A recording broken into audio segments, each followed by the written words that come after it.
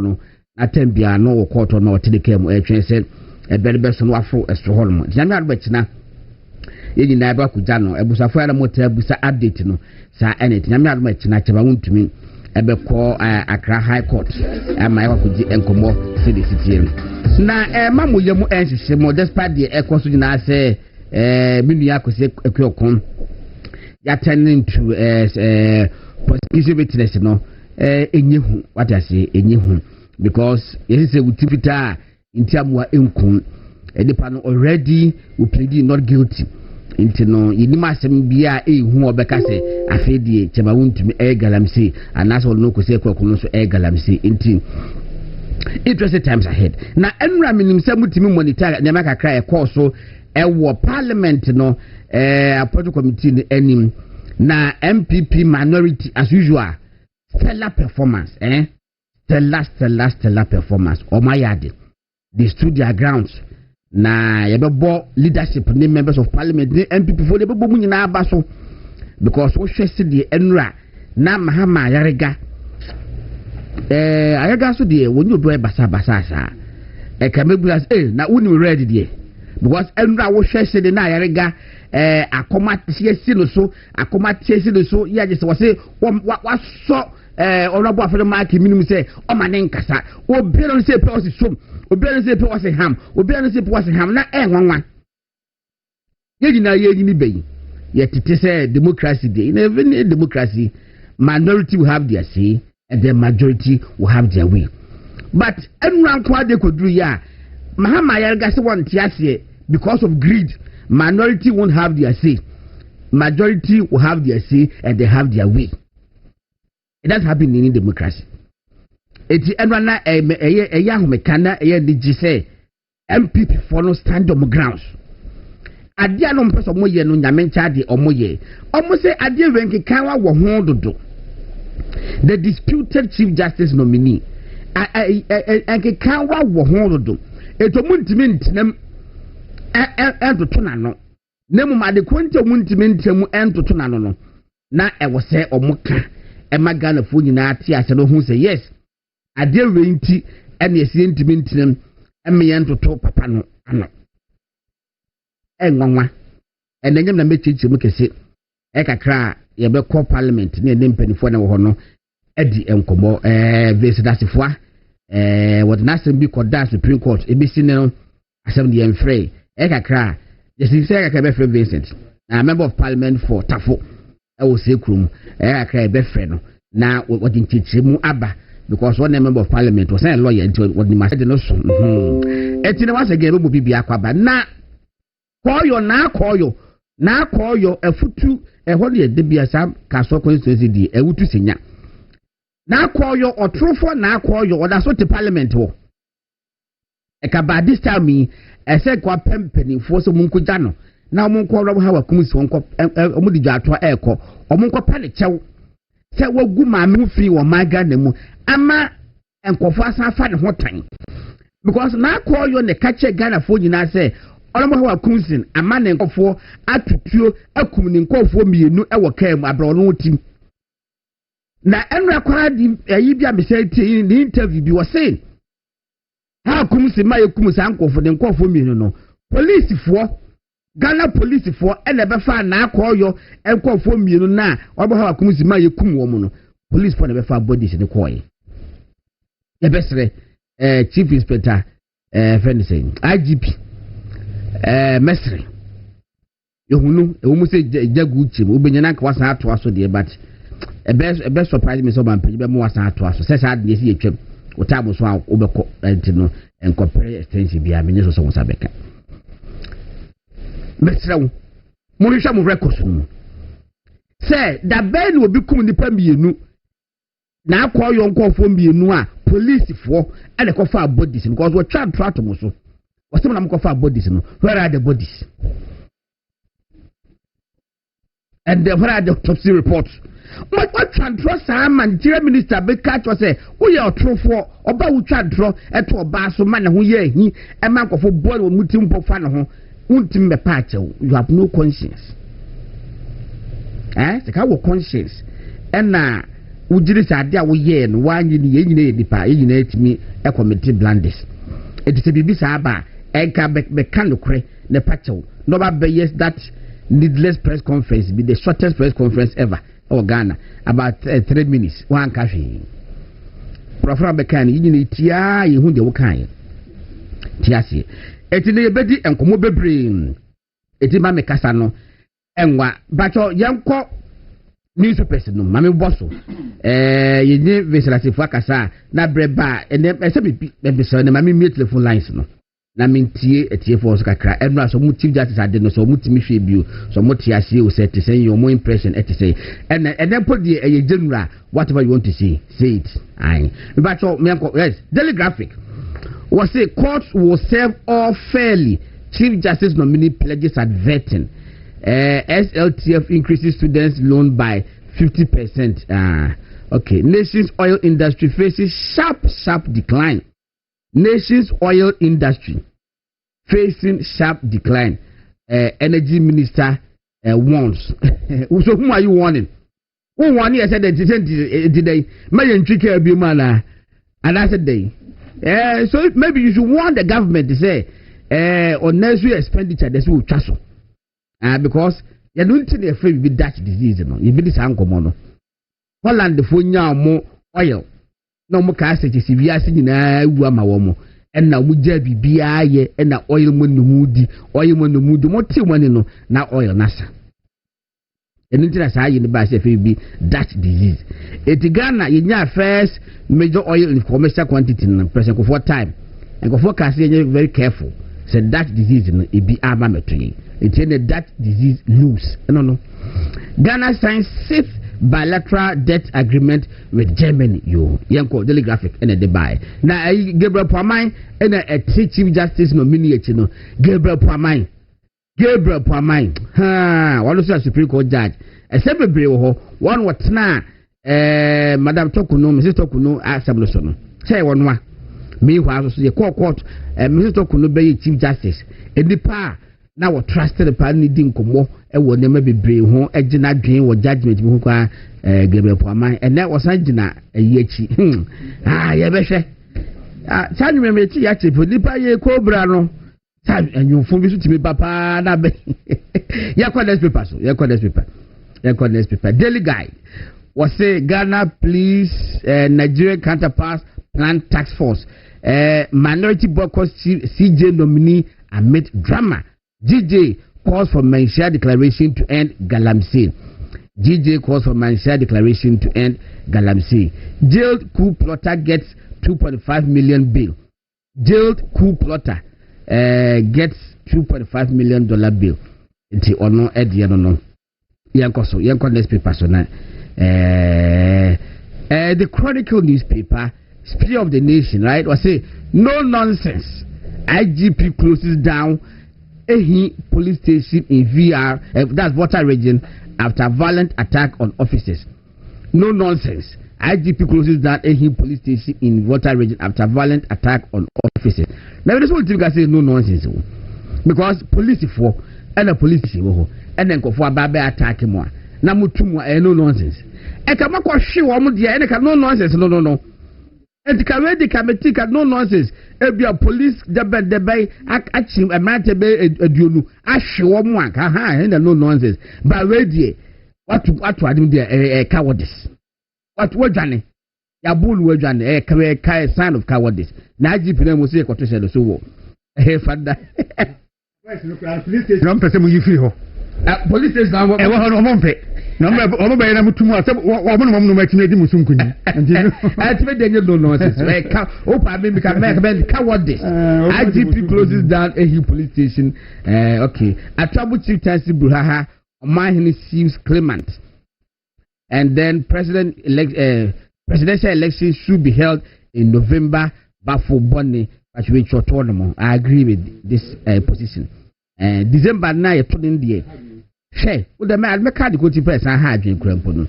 And no. I say Africa needs inclusive AI policies grounded in local relevance. We a year, Julius Debra, chief of staff, and not what the buyer. Yanko. Yet was daybreak or say private sector ally in development. A minority rejects disputed Bafubonne boycotts vetting. Top military officer fingered in 500,000 Ghana rent scandal. Top military officer fingered in 500,000 Ghana cedis rent scandal. And Honda say coming up, visa racketeering scandal hits NEIP. There was I fear Ata Ayi jailed him 70 years to protect my family. I fear Ata Ayi jailed him 70 years to protect my family. We Justice Bafubonne na ode ababetu idwano. Enra vete no aseba kwa epiemu no. So far am say so asasem no de e call round pa. Na reaction no vary. Yakwa newspaper so. The Ghanaian Times. My nomination is meritorious. Acting Chief Justice states. GIPC CU elected. Okay, yate. Government approves 9% pay rise for public sector workers. And that one, don't fear losing votes. Be decisive against Galamsey. 2-4. And now catch a man was say, don't fear losing votes. Be decisive against Galamsey. No. The Ghanaian Times newspaper and I pay what they buy them. Next one, Daily Dispatch. Daily Dispatch say was say, the Ghanaian media should be vigilant. Should be the vigilant watchdog of the people. President Mahama and yes, what cancer as in we. And also the Ghana's private sector should be way above. GG comments IGP for improved relations with media. Okay, I don't know. It's really a Daily Dispatch and or the bar and then no. I can pay Daily Post. The vetting at the vet of Chief Justice nominee have integrity and everything I have done shows Justice Bafubonne and what can't I say I have integrity and everything I have done shows. Chief Justice nominee explains why he sentenced notorious armed robber Atayi to 70 years imprisonment. Gold Board National Security arrest 25 for illegal trade, gold trade in Accra. Okay, Yankwe. Now Hawkway. The business analyst. I'm qualified to be Ghana's Chief Justice. Minority stages workout. GG Andes. Rumina Abba into Yankwe.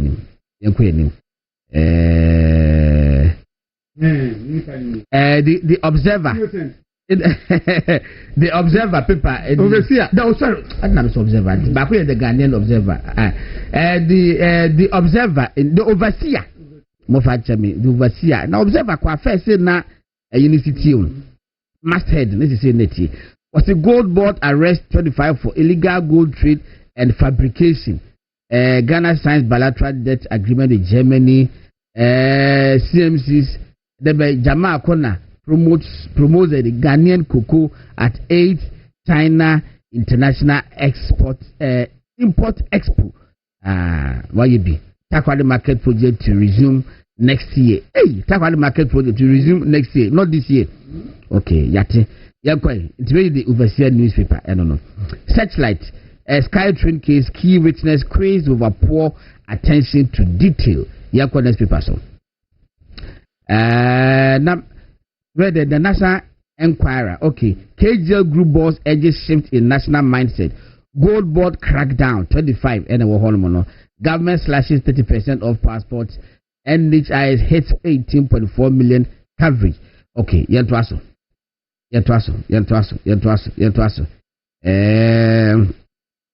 Hey, the canary. Say, I don't mind the canary bird. Yan was what Casa to say a parrot. Okay, government needs 500 million Ghana cedis to clear rice surplus in northern Ghana. A Greek minister. Yanko, next one. Okay, the Hawk newspaper. Naimos must return to military doctrine. You know, they are saying Naimos must return to military doctrine. Just what they shoot and kill their action. Yohunu under attack. 3 COP scheme to jump the line. Hey, Yohunu under attack. 3 COP scheme to jump the line. The time Yohunu di the time no na air besu. Eti se besu na for air pa. I don't say he's under attack. Now this akuna nedia. Set up so I call up comment about for but if they are also bidding for the now, I'm not sure why you say your home is under attack. Anyway, I'm not under anyone's pressure. But so my how can story about down? I mean, no CVs under Ken's presidency. Now Toshi tells delegates everyone will get a job, right? No CVs under Ken's presidency. Now Toshi tells the delegates everyone will get a job. And now at that one, the hawk. We want to subscribe a befa. Me that's it. And back to the studio. That's a bre AJ Jamina. Gordon Asare-Bediako. That's a bre AJ Jamina. Gordon Asare-Bediako. Smart no that's what na say we year smart no on paper official name. But akwama kunti ma me dia use no. But momo ba dia smart. Momo ne ba smart ne ba. Okay. Smart AJ Jamina. Na akwa okay the ma me yi mo kase no say. On say me radio man na me catchy news no. Uko country news anti ko tan say we dey smart AJ Jamina na ko country news. Ya na ensheda nyede. Ntina me dey no to nchen ya me dey da asebere sha na say me o hene dadanti. Okay. Me kakra ko fa chema de hin. Protest bi ma trip protest bi so Doris no ye attachment wa ha no. And then ma me birthday. Okay. Na ne ma me birthday na ye no. What the picture ba. What one ne ma me picture wa. Ana me say no one ne ma me dey birthday. Mempene. On fa picture no from. On fa picture for. En kwa dey entry man. Aye. E ma me do birthday na person don kututu. Aye, what dey kututu. And what start to ne ma me so fa. Ade. Yana for dai. That's better than ko yanko. No, you better nyame asese nenso ye nya chefa ewo edanu mu na yetumi asori yaba ha. Nti ye da nyame aso papa na dada ya hwefo nyina nso ase. Mama men clear bibi. Nse na nse me tell you glasses ba no pa no pa. Eno the road is ebi obi descending no Sunday me say so many nyame ya anko be say me say ya me nyim nanim na me kasa na se dipa no hwe manim a nsem no kɔ no mu yie. O mo ti ase yie. Me pa ncho madam no na nsem nya problem kakra. O ana mani prince wo. And on your face out to studio now to TV so no any prince no you handkerchief na the paper. Ti me dey kata manim a ya mo ti ase kakra. And there was eye clinic. Said engineer me kasa. And was me nko eye clinic. So engineer so catch yourself eye clinic as what you say. Me ti ase nti eye clinic nti makoba kon. Okay. Makoba kon nti. Nti say so face mask so na cover baby. No so be be nsa. Nti madam no we dey wa dey no buy me ti ase me do asin so. Okay. And some dey bebre. Enura dey course of parliament. Minority for na ya dey. Ana ba funyo marking ya dey. Ewumi say ayarga ne nkro for say mo kwa mo nkasa dey. But Ghana ni wi ase nyina ehuna so no mpeso mo ka. Adi ani mirikai. Adi ani mpipiri hu. Justice Bafuboni as acting chief justice adwuma awoyi no. Eni so brabe substantive chief justice difference bi eni. Me wana difference bi eni. Say do si na adwuma sa na wo ye no.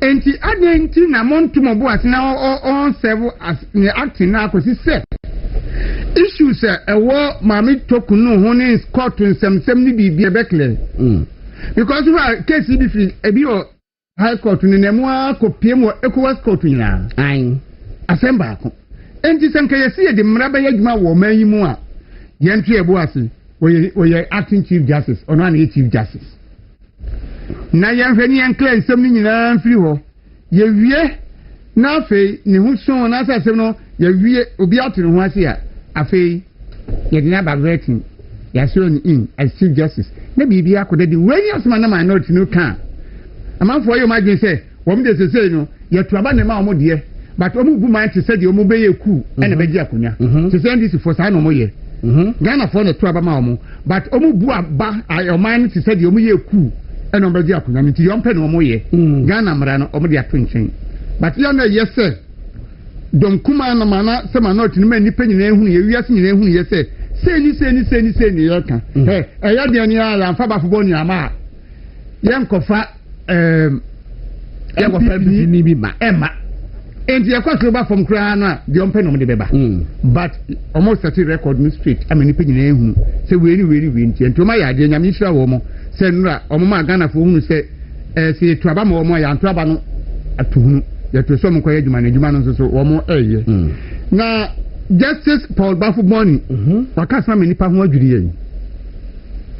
Pass, or the Atai Kotumu and feared your son, sir, or the book on the bush for home by.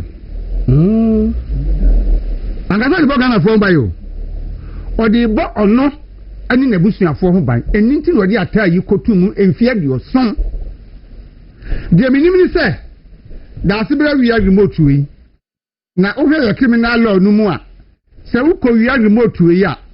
You're very remote no more. Now, your friends have no differ. And you bet me on fear nine. Isa, and I in fear do. So. It is a me, Marco, we are dear, and you're not go down anymore. And so, someone will fear do back. Sanam ran in Sanka yet, Juma. Near the Rana Juma. But you said, it seems, say, dear Justice Paul Bafubonia cannot say. And the judges in woman that do pay a sentence. And as a corner, there be many sources, and I said, technically, because I will say a young range. Enti ubetima ma sentence bia maximum maximum maybe 20 years obema 20 years na na so otimi for about 21 years there be but ni dey wan ka say do the man e bro the marriage chire so ti o mi ehunu say bonia na ataye adi no charges e di bo no e di beji na da ko mo di for no na ni maximum sentence you say oh say we can go back and check and na always to the be so a na ye bow charges be about me and hand yes back on 7 years when 7 years when 9 years 87 I say 14 plus 9 23 what you say because we sentence judge your pen or probably say this run concurrently over 9 years also for one can we check 7 plus 9 by still according to because 7 never go boom we are 2 pen about it what you say 9 why it no me sure say one one can say the pay at the years ni bi aka ho abra enix embradum but say you can now then one church me say boni a oye yeni akoye say o for so a question be ni bisa no fa sa judgment no me na be ma yehu me na buza msa question because if supposing you bisa and say eba ni sen and na ma try 70 years and no catch you so me man because me bo me busu ho ban yes I dey man 10 no ko ba betima ba attack me me busu ko betima ka cho so emra no kire say ye man say me no ya ye ba say won ya ye lawyers no mo krobia we ya me lawyers we dey fuhwe da ka kire ye me no ya je so da ka kire ye o betima say ko kan say emra no say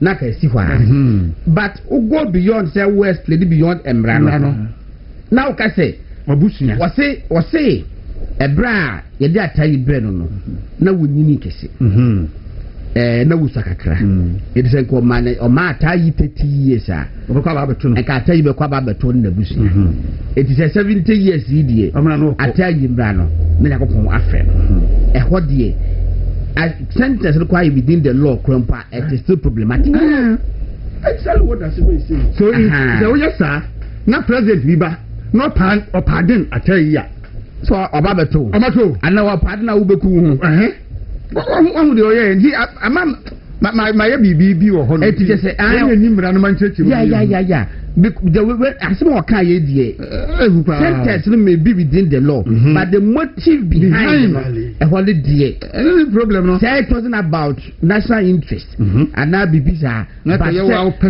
we throw say ataya ko ba wa so be cha be anybody. And that's what came was one yard. Was what kind of bunting? I tell you that I can't get no. Another portfolio. The books are 40 and what come on money in answer to us. Cruise it, yes. A business film is some number of Bible. Obey to be a dinkomo. the benefit me yam say I think say what be the chief justice e be fufu no na ma akọ be say the communication is so shady because how say we akọ yasem kesiye pa akọ kan this may not be the first time waka bibia for me wagu fi kakra NDC lawyer for bi omo for musebo Legal Society of Ghana say we say Ghana Bar Association and that is what some Legal Association of Ghana Society of Ghana yes and now omo call acting chief justice because me nim say you can't be acting chief justice you think man congratulations me who be that and then this for lawyer for call chief justice acting say on command the kwa me wa mo kono na omo de asem no so omo de asem na ko Supreme Court say if omo de akompo say omo compare interpretation of the Supreme Court say 1992 constitution dey say there shall be Ghana Bar Association should it be just one Ghana Bar Association as we have now and I say other unit ma yibiana don't compare that interpretation omo de ko Supreme Court papa ya so na be ye panel no se le fi ade na wo na be empa the judges e no ma ba wo e no mo ka sa asem no o mo ka sa asem na ne wa bi na no so no kwa wo do ma se o ma ka sa asem no enti no so mo be ya application dia e no ase wo kira mo kwa mo mfa so se o mo fan ko justice o mo fan ko judicial council as den enti what am no eye o da bi ye nka asem no we it is so hwe ni ye the public relations officer then there were a judicial no someone he should be calming down yanko all right enti the chief justice the be so na fe say obobo videos bi ne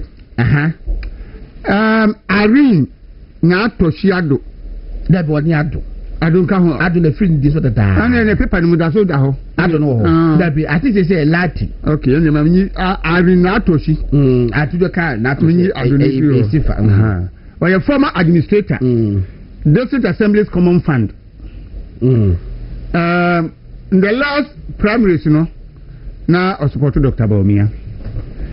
This way, of course, support Dr. Mr. Kennedy Japan because I think some come should be a cocoso. The BC or person running me TD. Now be a vice president in T and a new be problem. But in some air coso and now no could never be said. Omo travel market de Japan fi say ono na free yetira nti na ma start ya me pese me free yetira no bi no o pese le me zum pese me di president da chi de say you pe flat term na me nimi say by no ho betima no mu na flat term na me nimi say o di president ya say onya flat term and out me di president this is na atoshi we are the gospel according to na atoshi and on the abetwem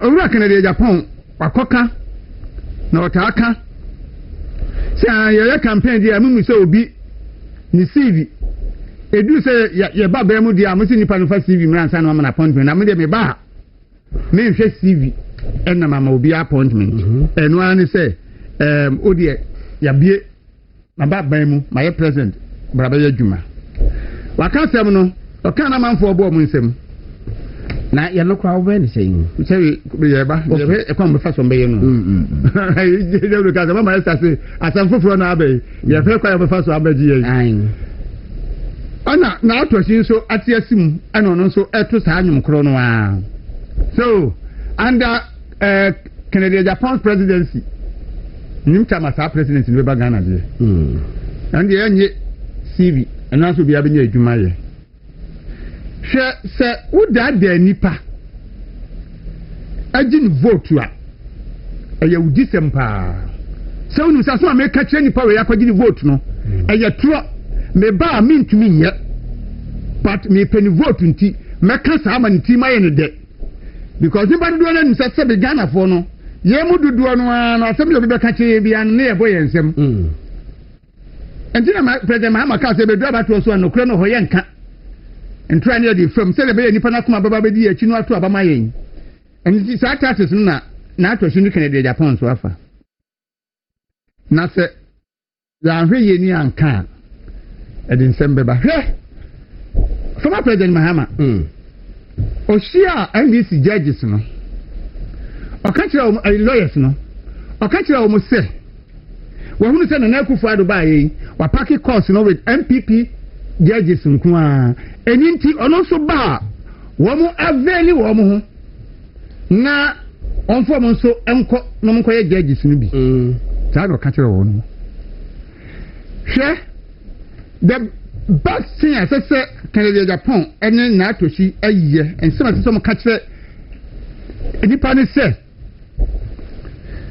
yɛba a mo nso so no bere a mo abrɛ no ɛsɛ mo nso so mo nya mo deɛ ɛno nti mo nso so deɛ ɛsɛ sɛ mo yɛ a mo bɛ qualify na mo abɛnya adwuma no bi ayɛ no mo nyɛ na atɔkyi ne Kennedy Japan pɛ sɛ ɔmo ka kyerɛ Ghanafoɔ sɛ ɔmo ba a ɛnyɛ fa na ɔmo de ɔmo nkurɔfoɔ nkɔhyɛ ɔmo bɛfɔ ɔmo sɛ CEOs ana MMDCs ana ɔmo fɔ ɔmo sɛ presidential staffers ana NADMO coordinators ana NHIS managers ana national security for ana adian unhia CV enti yemusa sɛ saa afɔ no mo hia CV na ɔmo bɛfɔ ɔmo adwuma no adwuma bɛn ɛna ɔmo bɛfɔ ɔmo makɔyɛ ɔmo yɛ hu ni nei sɛ yɛ de hɛ yɛ ba mo yɛ hwan a yɛbɛtumi akɔyɛ o CEO yɛbɛtumi ayɛ o MCE yɛbɛtumi ɔmo nkeka ne saa ma yi hu hwɛ Ghana enyoy eja dem yɛntimi nko galamsey gbɔdɔ ɔno mi titiri o asɛm President Mahama no yɛ opposition leader ɔne NDC fo kɔ ka kyerɛ ɛmɛbu na wɔ Ghana ha titiri baabi ɔmo etu gold no community mining communities ne sɛ President Mahama win election na obi ankɔtunu gold obi ankɔ na adwuma yɛ wini pɛ obi ankɔ na adwuma President Mahama sɛ yɛ wini a wɔne a yɛakyɛ ɔmo galamsey nyinaa mɛgya ɔmo ama makɔyɛ ɔmo adwuma ɛno ne problem anɛ aba Ghana sɛ asogyafoɔ kuratuo na ɔmo de kɔ sɔmo ne kɔbɔ yɛn ho ban wɔ baabi etu gold a mmeranteɛ ne maba wɔanya kokoduro hyia ɔmo ɔkɔɛ mu ka kyerɛ mo sɛ mo nim na mo de mo tuo no ɛtra ahoma na ɛde ato ha no a ɛkwan yɛde mbɛfa so mo ntumi anyina kɔbra na yɛn toa so maame hwɛ sɛ menya menua Vincent Eko Asifua were member of parliament ɛwɔ Tafo ɛwɔ Kumase. Good morning, honorable. Yeah, I'm passionate to say. Nyame adom ahoɔden ɛwɔ hɔ no paa yɛde wase ɛnura yɛ kasa na wo se wo se ko yɛsa ka weba na ɛsesa de bɛkasa phone so nti yɛda ase paa for that na de maayɛ no. Mr. Medase senior no akonya. Na nura vet ni a ɛkɔɔ so ɛwɔ parliament no MPP for and take part there but wo san member of parliament wo san lawyer na wo kwa so din san ba mu say wo di assembly court Supreme Court say wo interpretation bill say injunction bill wo Mrs. Getutoko no case hu to mo say no kwa ka ho asem no ye frɛ etika ye twentwe so but walk us through issues na go through no why yourself. Right, so the kind of mamenas and amefa said that I say from one of producers I mentioned what you for so no que get see Bakaya Bay Busame Bay is in actual baby na Mianka Samede Assembly Court dying a year Supreme Court say the processes that have been started in the removal of the Chief Justice it is at variance with the Constitution of the Republic of Ghana and Supreme Court na asemno omonfa babia down omonfanto so there was an injunction bit of it an injunction bit it was dealt with. The substantive matter no never court. A substantive matter no they can say we believe that the processes are the Chief Justice and the processes papa. Now what do I some court in Supreme Court the no respond no the also shall case na the Vincent as a 4 versus the Attorney General. The maybe the Masamoko.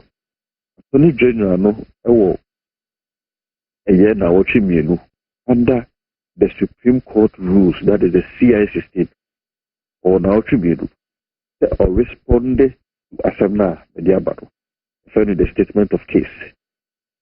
na saa 2 weeks no the wohwɛ na sɛ wontumi a na what a Supreme Court wa na wakɔ akɔsrɛ sɛ Supreme Court wadaroma 2 weeks no because of normal baako mmienu wei nti no may swear an affidavit and pleading with you for your leave as a mesel ma me kwan na spend the time no am or say me dey file me responsible.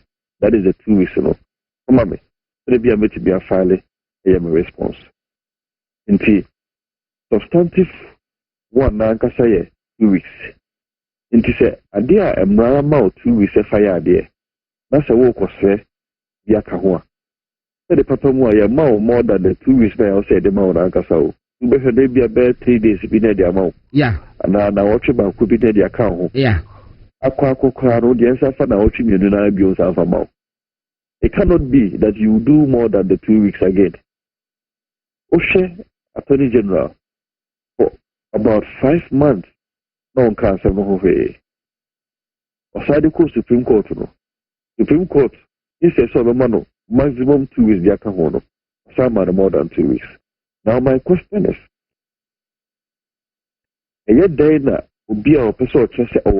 because when you listen to the Chief Justice yesterday, acting Chief Justice, he is pretending that no papa the nobody case no. But for 5 months, age I responded that. And if Pana Saba be share choir or be share choir, no the reason they say because you to be master be share choir, there should be a reason. The reason or the man Supreme Court say by way of an affidavit that the AG is sworn to say, oh, because of transitional issues.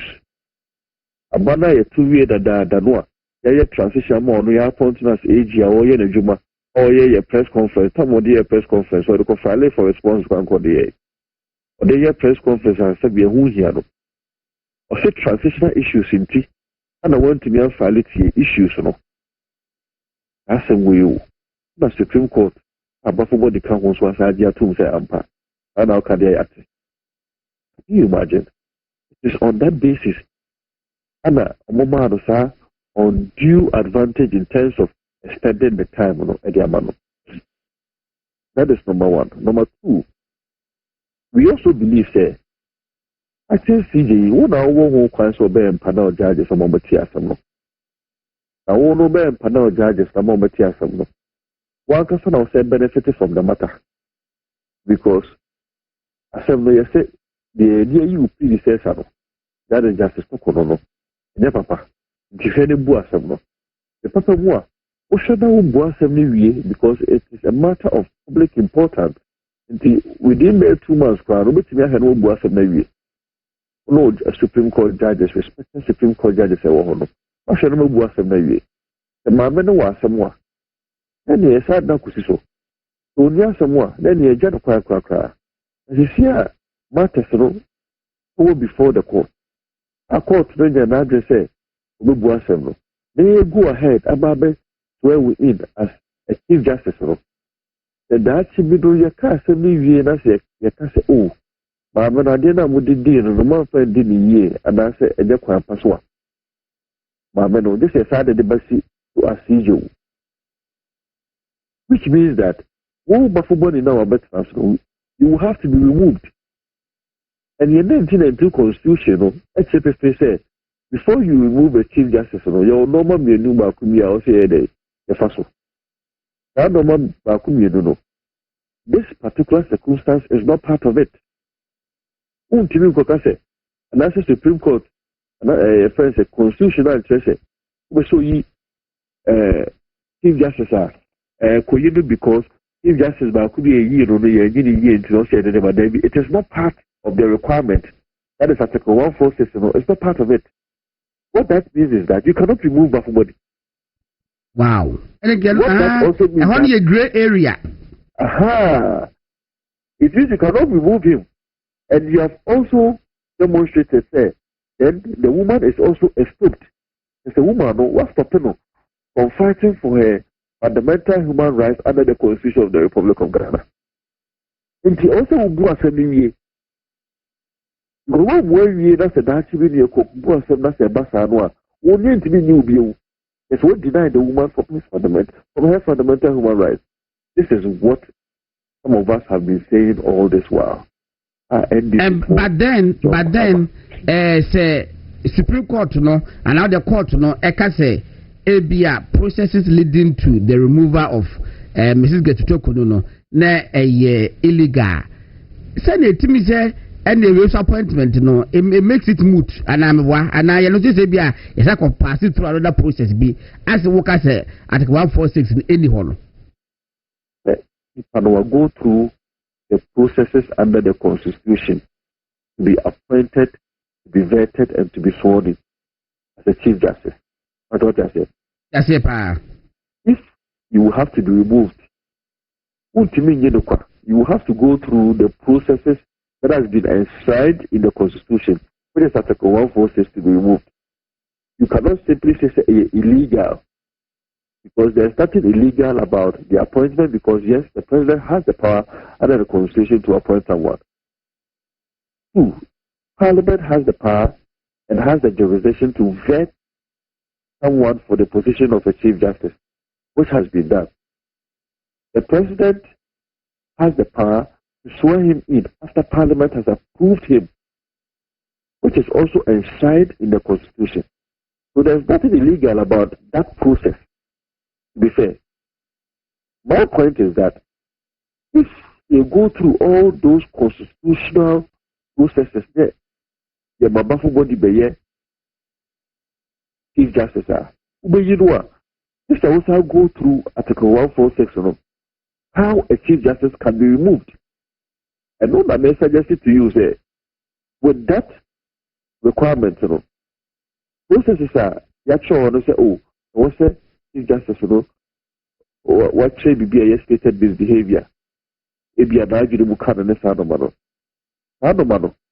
Include the processes are surrounding the appointment of a year buffer body. That's what I say. Just here. Do you know a year? A year, friend, say 2012, Nana Kufuado, Dr. Mahmoud Bamia, and then Jake Obechibelam late. Echo Supreme Court say Yatua Baby, Entino, Omujidi say Yeviem Ama Ura John Dramani Mahama. Omodiko Supreme Court, and more declaration of John Mahama as the president in Ingu, based on Reagan BSC Akoso. Ya no, say you swear in President Mahama. Nana Kufuado so the by so no, ya John Mahama mo court no so. You swear in Anado, Emma Abrana court case in Air Koso. In the case of 2012, the NC started December, somewhere December 2012, echo August 2013, about 8 months. See, I don't know, it didn't stop the president from functioning as a president. And it also didn't halt the court processes. And I'm a what? And halt the court processes. And stopping the president from also performing the function. But the court no case.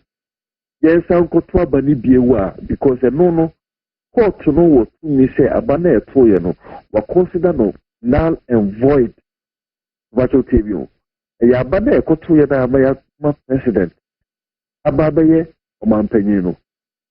Easy, a declared no. And no, you say a null and void. But in this circumstance, the court will not say that the processes that led to the appointment and the swearing in of Bafuboni was null and void. No, they will only say that the removal of Justice Tokono was null and void. And what happened the basic? What I say? Omokasia, I want to see consequential orders. There can be consequential orders, but the consequential orders cannot affect a constitutionally done activities. But what I said? Matthias. So my point is that the appointment, the vetting, and the swearing in of Bafuboni is not before the Supreme Court. What is before the Supreme Court is rather the removal of the Chief Justice. But the declaration that was sought by Akufo-Addo and Dr. Mahamudu Bawumia was that the election that led to the swearing in of President Mahama should be declared null and void. Because that was before the Supreme Court. That matter was before the Supreme Court, so the Supreme Court could have given orders by way of the declarations that was sought by the plaintiff, and even give consequential orders. Because what the Abba say, at the end, and I said the engineer, you did President Mahama, which is the elections. That elections, I had no voice. The elections here no where they are. And you won't say, President Bill. But in the case of Bafubod, the appointment is not before the Supreme Court. The vetting is not before the Supreme Court. The swearing in is not before the Supreme Court. What is before the Supreme Court? They say the removal of Justice Tokono and Family Acquirance to the Supreme Court. But you will say and Family Acquirance. The Supreme Court you will say and Family Acquirance may maintain as part of the constitutional law. Then they say the removal of the Justice Tokono and Yakan the appointment and whatever with respect to Bafubon, has not been touched yet. And it can only be touched or he can only be removed if you go through the removal processes. Unless, of course, this is Asare-Bediako say, Asare-Bediako court to say, there is a problem with the appointment of Justice Bafubon. There is a problem with the vetting of Justice Bafubon. There is going to be a problem with the swearing in of Justice Bafubon. But I don't think that it will be tenable because the president is constitutionally mandated to appoint anybody when the seat of the Chief Justice is vacant, as we speak. And a quiet fasu Chief Justice is also no processes and ya church for a better disobey go beyond it. Any be a infirmity of the mind near that. I think it's a very difficult. Okay, the ABC apart from what they now the court no. You say bear for other cases so ever court. You know they him be about to tell na yefa insiwa. O say na boatre and me anka sanso me the case this boy. In fact, the other case, there was another person called is it the Benezado or something. He also repeated the same case. In fact, the Supreme Court felt that the declarations and everything that we were seeking for, and one or also seeking for, so there was a measure to make sure that whatever is decided, will affect both of us. But I think that even in the long run, the Ebenezer something case was also struck out because the person did not even come to court, come and defend whatever he wanted to. So those cases, they kind of say sub judice when you use parliamentary proceedings. It is before the court. If the parliament made back and say, at the end of the court, and then the woman can we and sad na the baba but majority so much I say and then matter before the court because it means that you assume someone who has been given a constitutionally mandated power or activity to do. It is a Nipano activity we also in the Oman and as a parliament from Jumedi also there. Because all the some court in Supreme Court and there's a department just there. So this has been a ruling under the Vincent de Courtefoy versus AG. As far as the injunction is concerned, because the Supreme Court is saying that with respect to matters that will affect a constitutionally mandated body to stop performing its mandatory there, a mere application cannot suffice. Unless, of course, there has been a valid court ruling or court declaration to show that indeed that constitutionally mandated body cannot go ahead to perform that activity. So these are the matters that are before the court that we believe that, maybe for purposes of clarity, for purposes of transparency, active CJ, I'm sure be a decisive, and found that the best way I saw the aim.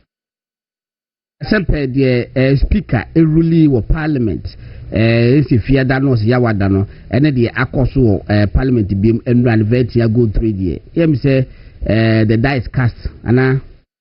Well, I mean, it seems so.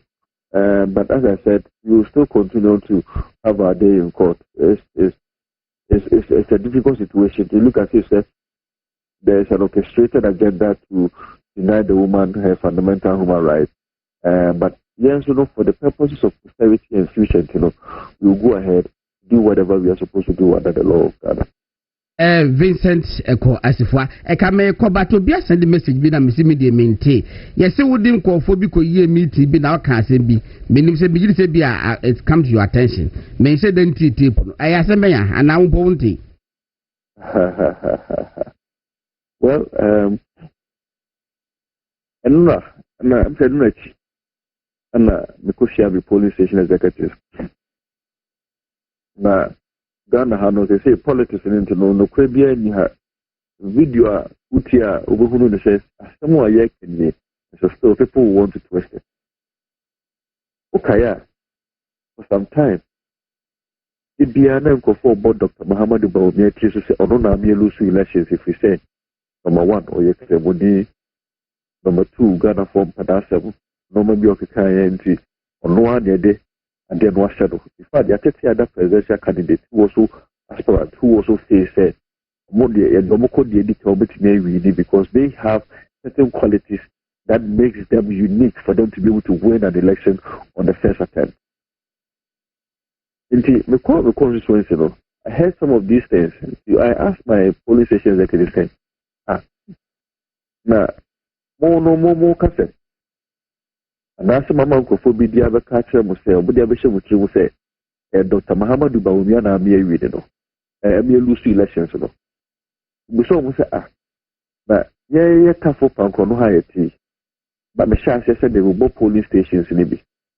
The Mubusawa, Yasumasi, who police station Honu, who vote to do, a sote and access wanted, a sote. Master Busa Asumasi, who police station Honu, who vote to the sote and access wanted. Yes, okay. Makakubusa, another person, the Yamansa, who police station hold, yes, okay, and that says one thing, or yes, okay. But it's okay. Then yes, okay, they are soon in Sessa police station, only a shows. When I police station chairman, or no call for a car, but also we are going to make the elections of Oceania.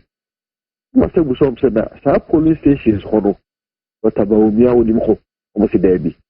Now, no one him Obeda me with the election because on one team who will be a country was a control to because you got to the kind of folk break as someone trauma because of certain things. In the end, to be uncle Choma got to and why they blame woman or say police station executive. That's okay. And it's had a tear by the same logic, applying that logic mutatis mutandis. What that means is that and the most failing, police station executive no cry, because we are failing there. There is some bad acquaintance you want to ask on your police station executive. So we must by the same logic, I'm more concerned for you about Umiano. And then the class I know must say, hey, they do me. And I'm saying, sir. The budget, me boy. The budget. Then I'm going to catch about Umiano only more police station for the say. Or no, I have found any now found so now me fairly because of the leader. If the back will have to stop with the leader, then the same back will have to stop with you, the leader in the police station executive. So we will change that Umia and we will also change you people. Most of the there be no correct. They are afraid the one year they are to say, almost have a trouble with the Dr. Muhammadu Bawumia.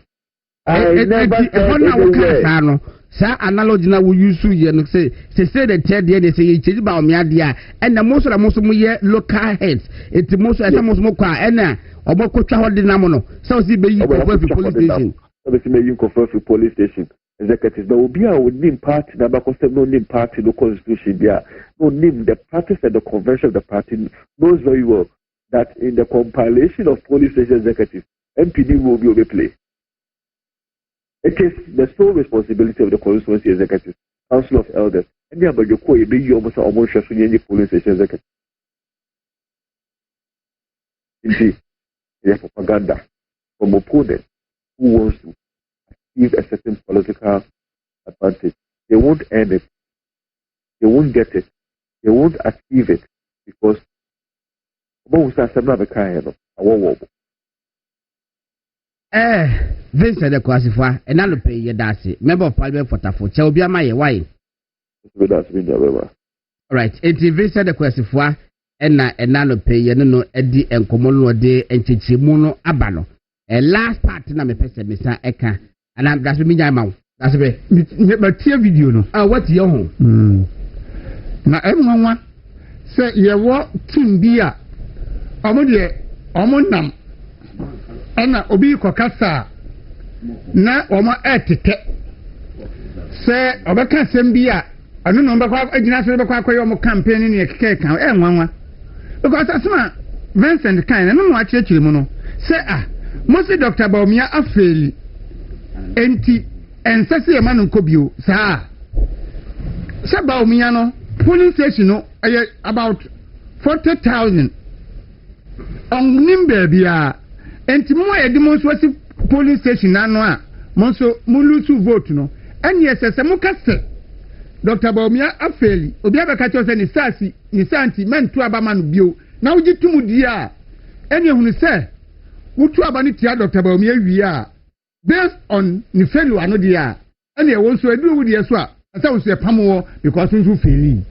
asem na no ani afeli ya twist asem no ye dinam na Vincent say obeyi police station executives na frimu and fine ko sin campaign to nsumu a they are we no ano ntiemfa no ade na enye enra say enra lawyer Kosibocho junior eba ha uso ba mpo asita nkasa nchi na do ancho so ba na time no be kasa be 20 minutes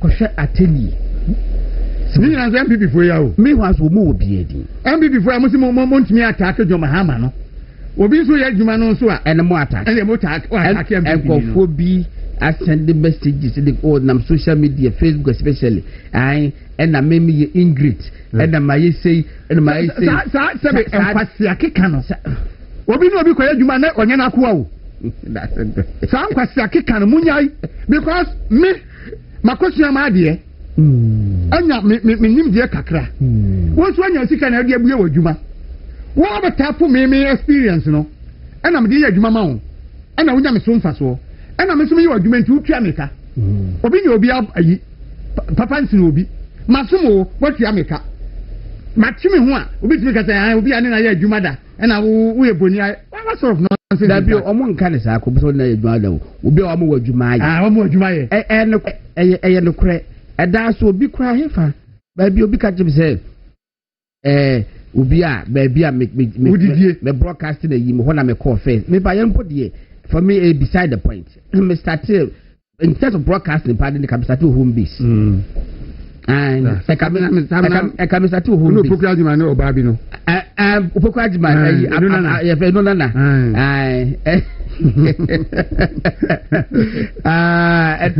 and a friend say Mr. Free one na home base TV and there Mr. Free part of me chiao and I don't permit chiao na say ko send message or tell me catch and the wife no to gold near the adibi city gold yeah je wo e ko wialo kra wo fi e ho nti no but ye sremo sa ne ma no meje munya e be sremo pa e be sremo munya sa ne ma no ma ye adwuma e wo kan city da men na se mi yi kan city boni aye men na se mi yi orobo kere Japan boni aye men na se mi di orobo kere Japan atem na mom no wo ka asem bi se under the presidency of orobo kere Japan ya nyi obia CV na me kwa kabia na ne so maye no eti di say no person mo jese olobo ke Japan the fact say me na ye adwuma da ni ntina asemba me no bi because say me part me ni slave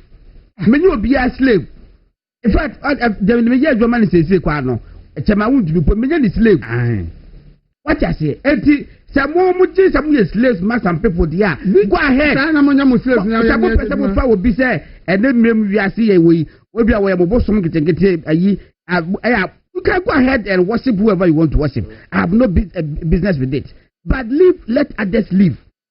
Ada mo yen e ha adwen na ya no ma sheda atso bibia na they set you up for public na obia na wodi watem ne ade look and the penimu bi ba no pay me rest you I bet say them by 6 a.m. What did 75 years and come on the buy and say eya me en so nkofo so se nkofo kan se babonten a eya me en so so hana me so panyi ate na emumu no mo ara mbu mu be say ente sokoko ewu bia nu na so jati fita die nya wa be won so yase yensin so etia eya munyaisa asem we ye da hu asem we da we say and there will be presidency there will be no CV there will be no what to do with him in fact me I met ayi bia interview bia robo kana Japan and I don't know say when only case man I me read feedback on the interview was say pa yan ko hwe o ma e mo mu loans e wo Ghana exim said o mo qualifier I didn't say onye nipa na so ntimi qualifier I didn't know qualifier what you say was say yan ko hwe wo do aka say obi ba no ho so e ko ka bi ma no na ko pe DDC bi ni ba wo hwe di ba ko no ho a se dele ba ko CV o wo hwe di ba ko no ho a ne dress keke krempo no wo se bi shoe bi kwa kwesa no asore god shoe bi e de se no na obi a wo pesa wo pe di impunto ba nipa mu atio obi a wo ko siki se wo di impunto be ba enipa abrabo mu wo baabi na wa ampo no wo nti wo dress impo e se nkran di a wase wuntimi enko esi DC anya wana bokere Japan kan edisi bi ni no na me sanu manu bi asem so kan Ghana ye hu chiri esese no before some question Mr. Nzam ka so glasses na me kan ho asem forget it obi you UK say anya hwi kawasem ya munye sa na me ya cancel e just bia na bi fi why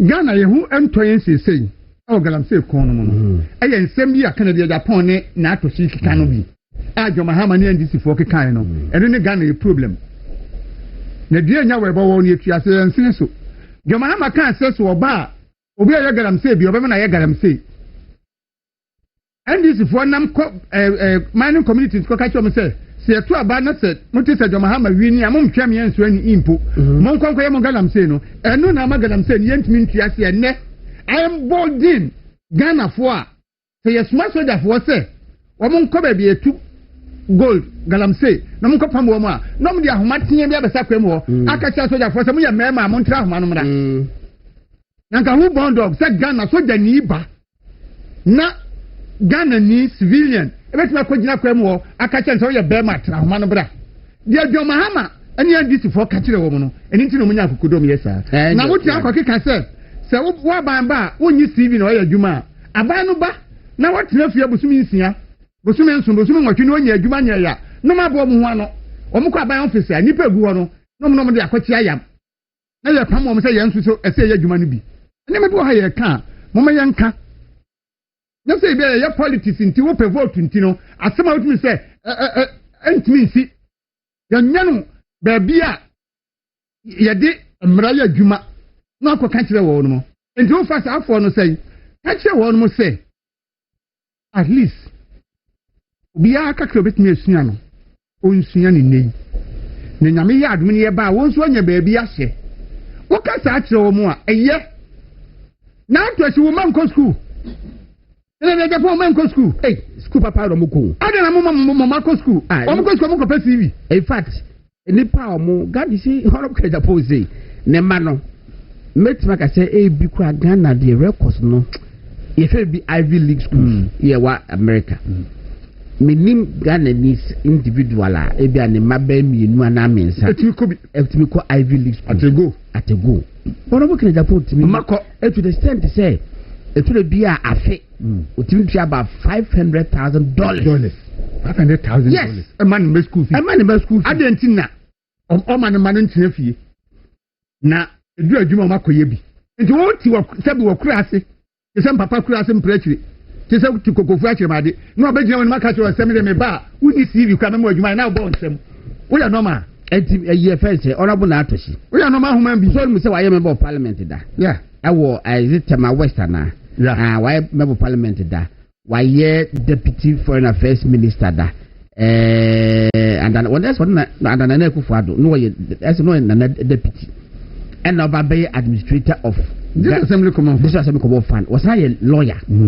deceiving no CV baby e say wuja baby I won't tell CV nko e ya wo vanko o ko baby na atwashi wo ko baby am fa CV nko in fact self you don't fit any panel jimi ntimi ko kasem bi a che na ma to o want to abama baby say me o any time that do the whole o bu ni pan say o mu ni nyansa enti o kasa a chere no a o no ato abama no how come say o ko ni pan ma ka chen say ye de ba ye hia CV e na atwashi CV nti ena say MPP fo nyina ko program bi sisi ya wo wremu a ye mu sa wo ko any CV ntra the why your party no say na NSC was abon bra positions a wonya under MPP aban enti na be yesiti besrem mon kan chem rante ne maba wane se ye momodin ye nko kakra bi ebetimi ya ye nko rante ne maba wane se esanudwuma bi a wusua no rehu na sua na maka cho mo se bebedo sa enye suku nko a na de ye mo betima kan sa because you answer the juma nya baby do asha and tie Sunday kasa tell me kan cho mo say ye hia CV asif say woji obi CV na wa ye bone mamon kan cho mo sa na ye ntro e na ensi so da me pa cho president bi eni ho no ma eti se say obi be president na wo finance ministry na da se me kwa me qualify na ye di amount say me kwa ya me sit ma ye zo ma party ba ko school no bi no finance ministry ya de obeko omenya de o so kaka when we say first new labor office mo mpatoko labor officer we ye ho ebebi say work school eduye meboa labor office o enu kra na probability say obenye adwuma labor adwuma meboa ha fihan meboa enu kra ye bisa CV and the 21st century America say we no be anti ana mo ken na o sha se say o ni do ba onyi CV ana ma to shi so e to aso ana mo ken wo nyuma edwuma bi o dwuma ba ko o pe manager no o fi adwuma efo ni nyina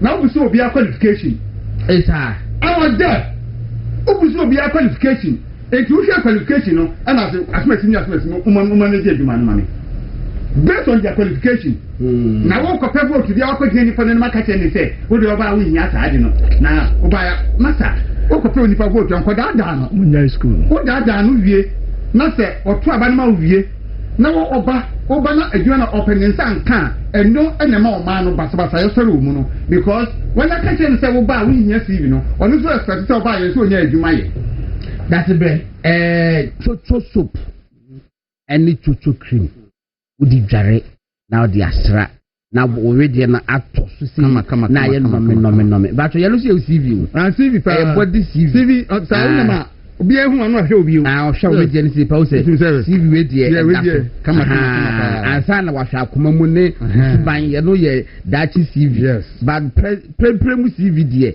but so honam ebeto so say no me chocho soap and then chocho cream on my package ni fe obutimi afre mu ewo 0504 555 535 0504 555 535 omo suhum ti chocho soap chocho cream wa na na se first apropro foot rot ewo so no anabia acne anase eczema ewo so ambacho mekanfo chocho soup and then chocho cream at the amount tabia takum bacho ememba nyina Supreme Court judge na abano pocket crown wako circuit court magistrate court ni adade de bia kwa wudi for tamasem ko Supreme Court tamasem ko Supreme Court because bema bia ye takum ne ko diwa sem wo kama ubedi bim say 70 why it tabia takum almost our tabia heba mixture malaria huni si pa na udwane malaria huni si pa na udwane and the ball ma fever and now what you are homa and so dwane bi si wani ma wodim eni ya bacho tabia heba mixture open to so poetu no akotoma from 0245 749 206 0245 749 206 and now 0243 686861 0243686861 tabia heba mixture and tabia takum omo eye too much na doctor time daso bacho you say infertility bema otutu a emfa ha and say bia wo bana fibroid aye wo so a and say hernia so wo so a and stroke pressure infertility power koku about so bema wonya prostate enlargement ampacho low sperm count ni nyina hepatitis A B and C ni nyina wo hormone da sebre is poor eyesight is there be dey poor eyesight but if you leaking eye really leaking and also obetimi e dia for typhoid fever eso e wo ho a na dey be how much of penis enlargement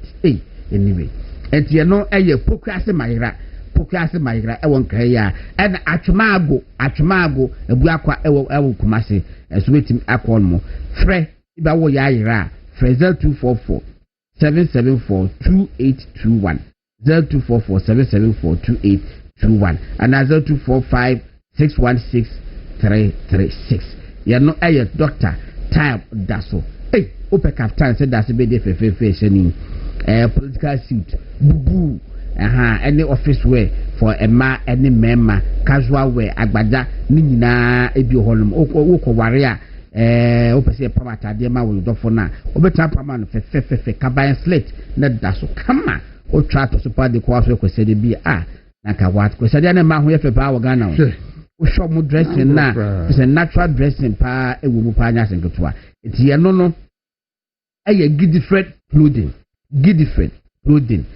omo wo opposite omo taifa opposite SD hono SD junction ho na omo wo obeta from 0592 401 816 0500 392562 0500 392562 and 059 240 1816 0592 401 816 you know a good different clothing na just be bia ekoso kama abusa for a movement television so nya bibina asia enka ha so ultimate radio 95.9 nanka yedi enkomo but bibina esi one day bibia e woni mre bibi edenya bibia betwa nene Napoleon wo hefa Napoleon Bonaparte wo hefa Adolf Hitler wo hefa ebi eba na kan say ye hunu bi da ti bi da ebi abesini ko we nya de mi si dani betwam all shall pass and the Latin kasa kra the fact do say Hebrew at the point the Hebrew kasa Latin kasa edru baby na bia so bia kan Latin virtually as when e wo hefa we be ebisa question bi I say based on Justice Bafuboni Nansima wa kan na nura no ata yi betimi appealing the sentence no me je term no now ekofo busa say the work na che say ohunu say papa no nyamra aso no ogina de 70 years no man no na emum na busuya eho na ohede 70 years no man to betimi akoya appeal e wo sa sentence no yes no eho ana no ye question bi bisa ekofo busa say but I don't know how be kwa appeal. Well, let's say appeal on the Chief Justice. Now when you mra about that TV and the Chief Justice no where you are Chief Justice more hano because how it's no exactly anyway oh okay. This was the Exim Bank comment. Was said, but the being word man okay. Me pacho Mammy said the man at Bacho, we have words be able to be up try to Niabo. I cry, be beat the full lines. And I never come go to my person MPP for. Yes. Say your program, I know well, you are near Fro. We are a friend back, you know.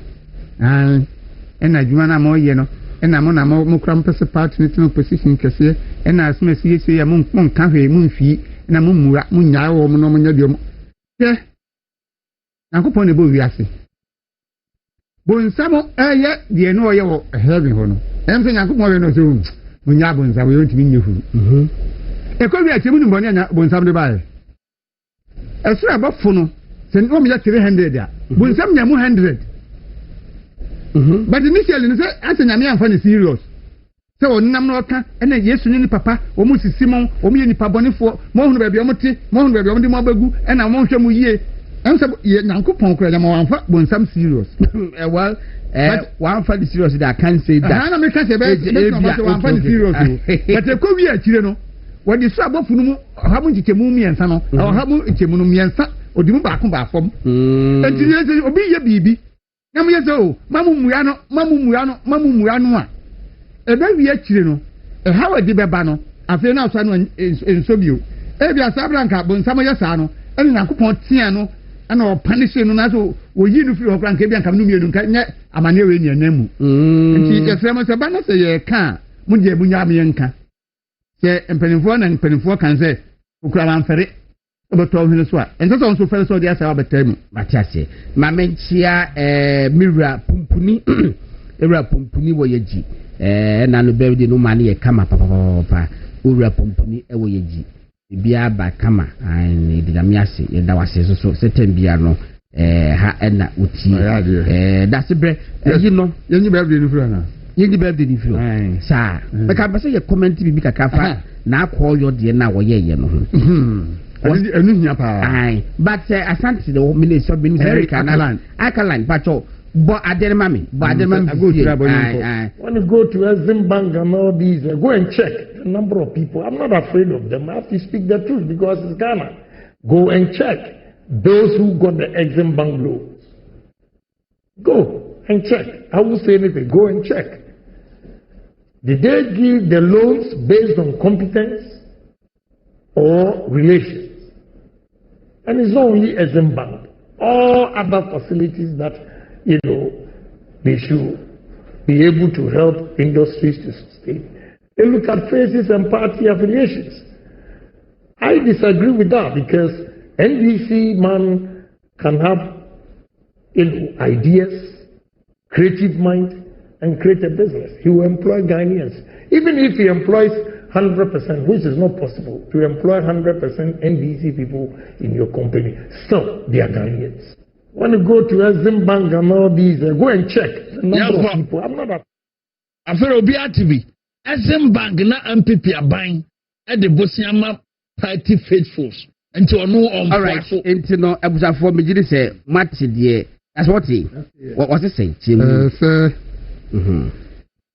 Exim Bank at the loans every man call for but it was not done based on competence say ni pani se fata as I said the loan man the man sikaw I go I dem obi so mpanko ya dwuma no o say on e dem na o mon qualify it means that be there mu no that be trust and was higher day so mon qualify name a party for ne dem and ye hwehwe ni mu na dem a party for and you so wo ba say what the other doesn't believe in that you see and so nay wonam ope vote ni ntino enti maka che wo a woti ho a obegina wani maka kire wo no vote no ope wo ba no okopa obeye president ya minim yi akoro bi a 2050 mu ho ba bi dia wonti mi nko no office o mo adwuma obabu sa say adwuma be no ofema wo eti Exim Bank na omoma enkofo besia momde adwuma besia mpo afuo ene factories ni ade no no say and the MPP and the Nekufo ado no okwa MPP MPP we busa wo hwe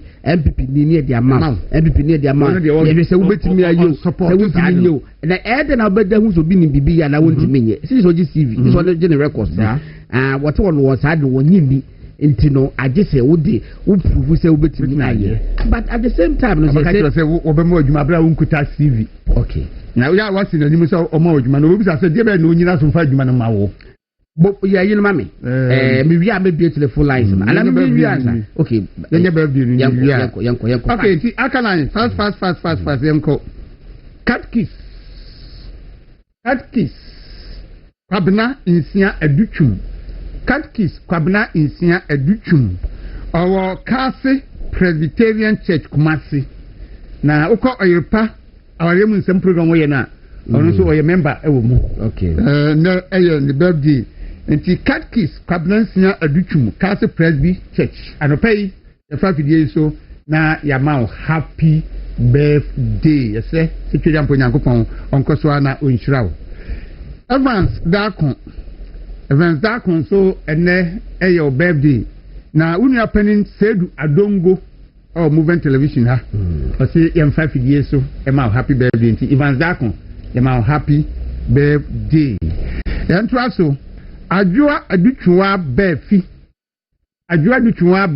ene eyo birthday Priscilla Bedu our class FM ena o say yem 5 years so na yema happy birthday sounds so ena Joycelyn Ba na your birthday Priscilla Bedu Krona work class FM no say yemfa Movement Television yiso na yema happy birthday afa yeko kumase Mrs. Naomi Mensa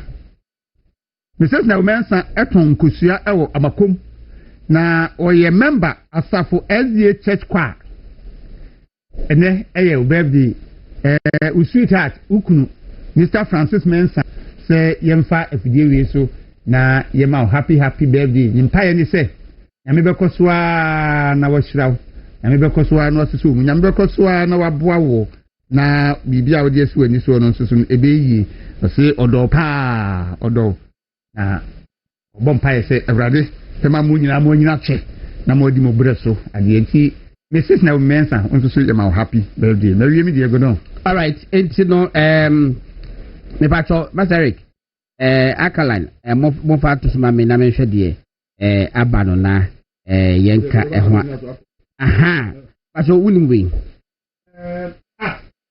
Rosemary ma Rosemary Ekwam oh nice one eti people wom eti enne ye ma me Rosemary Ekwam yes and they were 80 years. Fear the Ochumura. When they were deep, I was here, fear 9. Yem na. Abro Sonumpo. And you had your watching. You know, cross of Bono. You are soon crab or Bilmunya.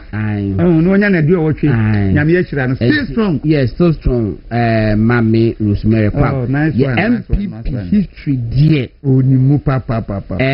To forever be grateful and then positive to you. To posterity, media. A support part always go in your favor. The near ding. Why here, John, my MPP. Come on. Now, I'm wondering, say, we rock or jump a campaign. Ehunwa ya na how does he feel because if your Becca say and na me we sunti and I went to my mama president everybody has some Supreme Court no na say na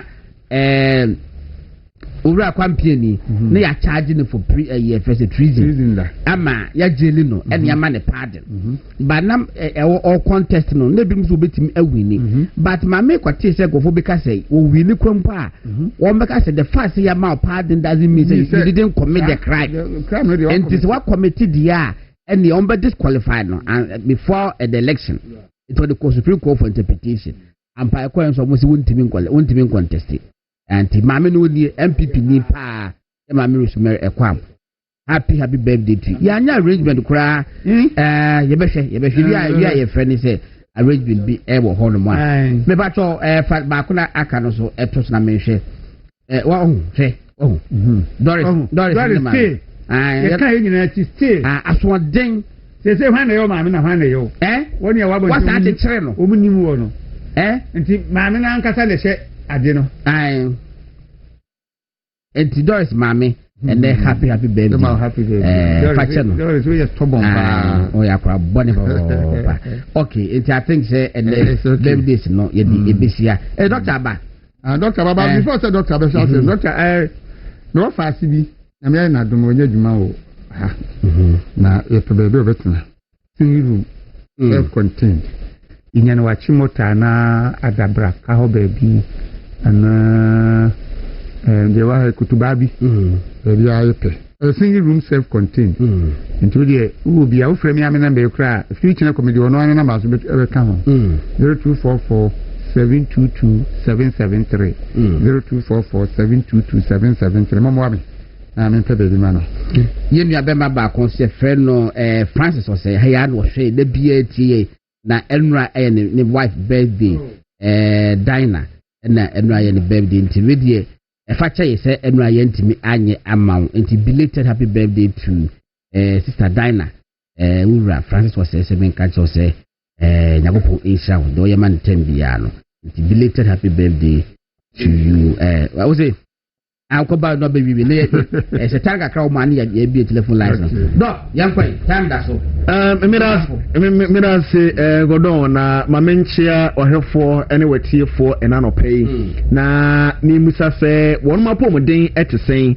Esan says, Sapomodin, ya, I am a Dima Fraba hospital, and I was over Nafi, a boa near the bread to so at the Mawanafi, 2 years, and more how would you know if we nip Diadum, a Medima Fraba hospital, Dr. Time. Eda so asione makom yenu o my girl na hase o kumase ebuakwa atwomago mpacho tie nie pa kumase ebuakwa atwomago na kra epoko ase mayra ne tensa mayra fo nyina anya san se medimafo ba hospital Dr. Tab na so be pie mo nkran ha enu ntino onyira da biara da nyame aduma from 26 Dr. A pie mo e watamale za hotel ho ena nyame aduma Dr. Tam da so APM or Tamale enti Tamale fo nyina nyame aduma from 26 to 29 no medima fo ba hospital Dr. Tam da so APM e ho sansa yare ahodo bi ho a nipa no wontumi mmana bommo emfane mfi Tamale emfane makuma se nankran anu ntino wada foma amasabre yakase no o mama ni nyura mama na momo no onto anana no wonse do ade ba akono se akoma no guso aye adwuma mpacho nyame adwuma from 26 our Tamale no za hotel no mpacho medima fo ba hospital Dr. Tam da so be wuram e Tamale enti Tamale ni important fo nyina mamu Savannah region mpacho mu nyina mbetimi aba mu so mu apa east ni apa west mpacho ba bia ye nyina hia Tamale na za hotel na yedi yare asam e de amano eda no e Tamale ni important for 3 days nyame aduma but this month asama make 26 Dr. Batamale na de teno say bia what Tamale no wan some person obusan sama hodo biara nanda say what television no so pacha fa na frɛ na ni nkomo ade ba ko say Dr. Tam da so Batamale a kai na wonu say Tamale fo nyina anya apomoden kai wonu say obi biara obetu ne na si hoda no for 3 days no obi biara obeba bia no onyankopon to mi ntimpacho ha ba biara Dr. Tam na so abete no de beka no pacho ogie ene fa hodie ebeya odia yare bia tete woni padam bia Dr. A to ase ere ama also bia ho a wose ne namro mu na dwodwo obi na nte kakra bi na koma bɔ ne pere sa ajiso wagina fa ko besa 30 minutes ansampo na watumi ade ato na nante so safo ne nyina enhia Dr. Tam da so Tamale nyame ya adoma 26 of this month na are ba ko no say oba bi ho a wose me no bo minim se fibroid me obi ana se me ni bi mpacho se wa ampe ho asem anka afa be wi afie na be duru ba bi e be ka kiro say o fibroid na thickness level no e ababa 6 inches 5 inches mpacho wan hwe ya na be bi be duru no aji say bi e koye operation but operation wa Dr. Tam da so nsebro mpacho nya se kan na doctor de ye na momo no wode enubina hodo ene wode ma wanom na na wura ya furu no mu a bacho ade ba ko ne se konna ne fibroid ni nyina srade a aye se twom anso wa wodie no se wodie no wa wodie no chio se wa wodie no inside do mpacho onyankopon to minti entie bia wako ya kan kire se wo anya fibroid na wo fibroid na wanya no wa wodie no chi mpacho mensuro se ka kire se wodie no ata wodie no mu a pembebere no ma na wodie no ta wodie no inside na very difficult so betima conceive ye tian say se emporum obetimi anyinsen no ya na ofa ohamu nchichemu wo ha omo be salai 5% pe ana wonu metimi anyinsen wo sa biaye no ho eno ntino brametima fa ba hospital ne yamo a yede haban ni nubina na de ya adwuma esan sakra se no se muni ade abana mo fa haban no mfa nsam ho yare eno nti se ye de ade abana de haban de asa ye ho yare a ade ana haban tumi nya woni padua no eno nti ana tambia me kan se enipa ye ka na ka sei engine sei na onipa timi sa repair ema engine sei adwuma biemu a pacha se nipadua no eye week yare wa ahodo ato atese wom na sa aye mmera wai ena wotumi se obetimi aye nsachara aye nipadua no mu adwuma amana tumi akoyi twede ampo nyame ohata soro na nani onyama hra wa asase nyina so no na se de oka kire yen no wanam nanim dia ne nyansam bai wo se o se nanim dia me man ni enti enti no man no entimi nkoso man ni si apini na momro so man ni nyanimdi a mpacho man ni betimi akona nim eno nti abra wode sa nimdi de adom Dr. Tanda so se o hebe mu no se de aye no tete no ya no saache afei scientifically holistically yan bibi fofo betimi aboa na anu adin e power e wa bibi drum no atumi aye adwuma no na Dr. Tanda so e de adwuma e o medima fo ba hospital eno nti no waba na se uguso no maduro yare na sintu ya mpacho mempa ba yengoso no maduro sanse yare no asie betu na bedwane wano mo so waba medima fo ba hospital na bia mo ba doctor sha mo ba se 2 weeks ama so sha bosume mienu na nso enra ho atoro mpacho hallelujah emfasra ema twedi amponyame obosoro no basase na onam so bon haban ni no bere nyina se ono nyame na waye sanse ose wono na sanyare ma doctor fo gi asie nto asie die eno nti so oba medima fo ba hospital ama Dr. Tanda so asaw yare ampacho nya doctor to me na momo e onyame a ohata soro na na nu onyama sere wasase so nyina no ono na ama no sa to me na sai onfa ayarasa abibidro kwan so ensa Ghana fo nyina yare ye na me sa be frem medima fo ba hospital 0244 77 4282 0244 77 4282 afi 0500 727215 0500 727215 these are the numbers abeti your friend o friend numbers me when I busy obeti your friend 0245 44 9592 0245 44 9592 medima fo ba hospital Dr. Tanda so Gano ena no pay yaba onchane no edi nkomo no obi ekase bia yes ye ba afidie so ena obe kasa bere bia se de be ya be so nkurane na ya kire wo se ba bia unya ma ye enka achi mfa ma o se unya ma medima fo ba hospital ma me papa mini aba enka achi mfa ma o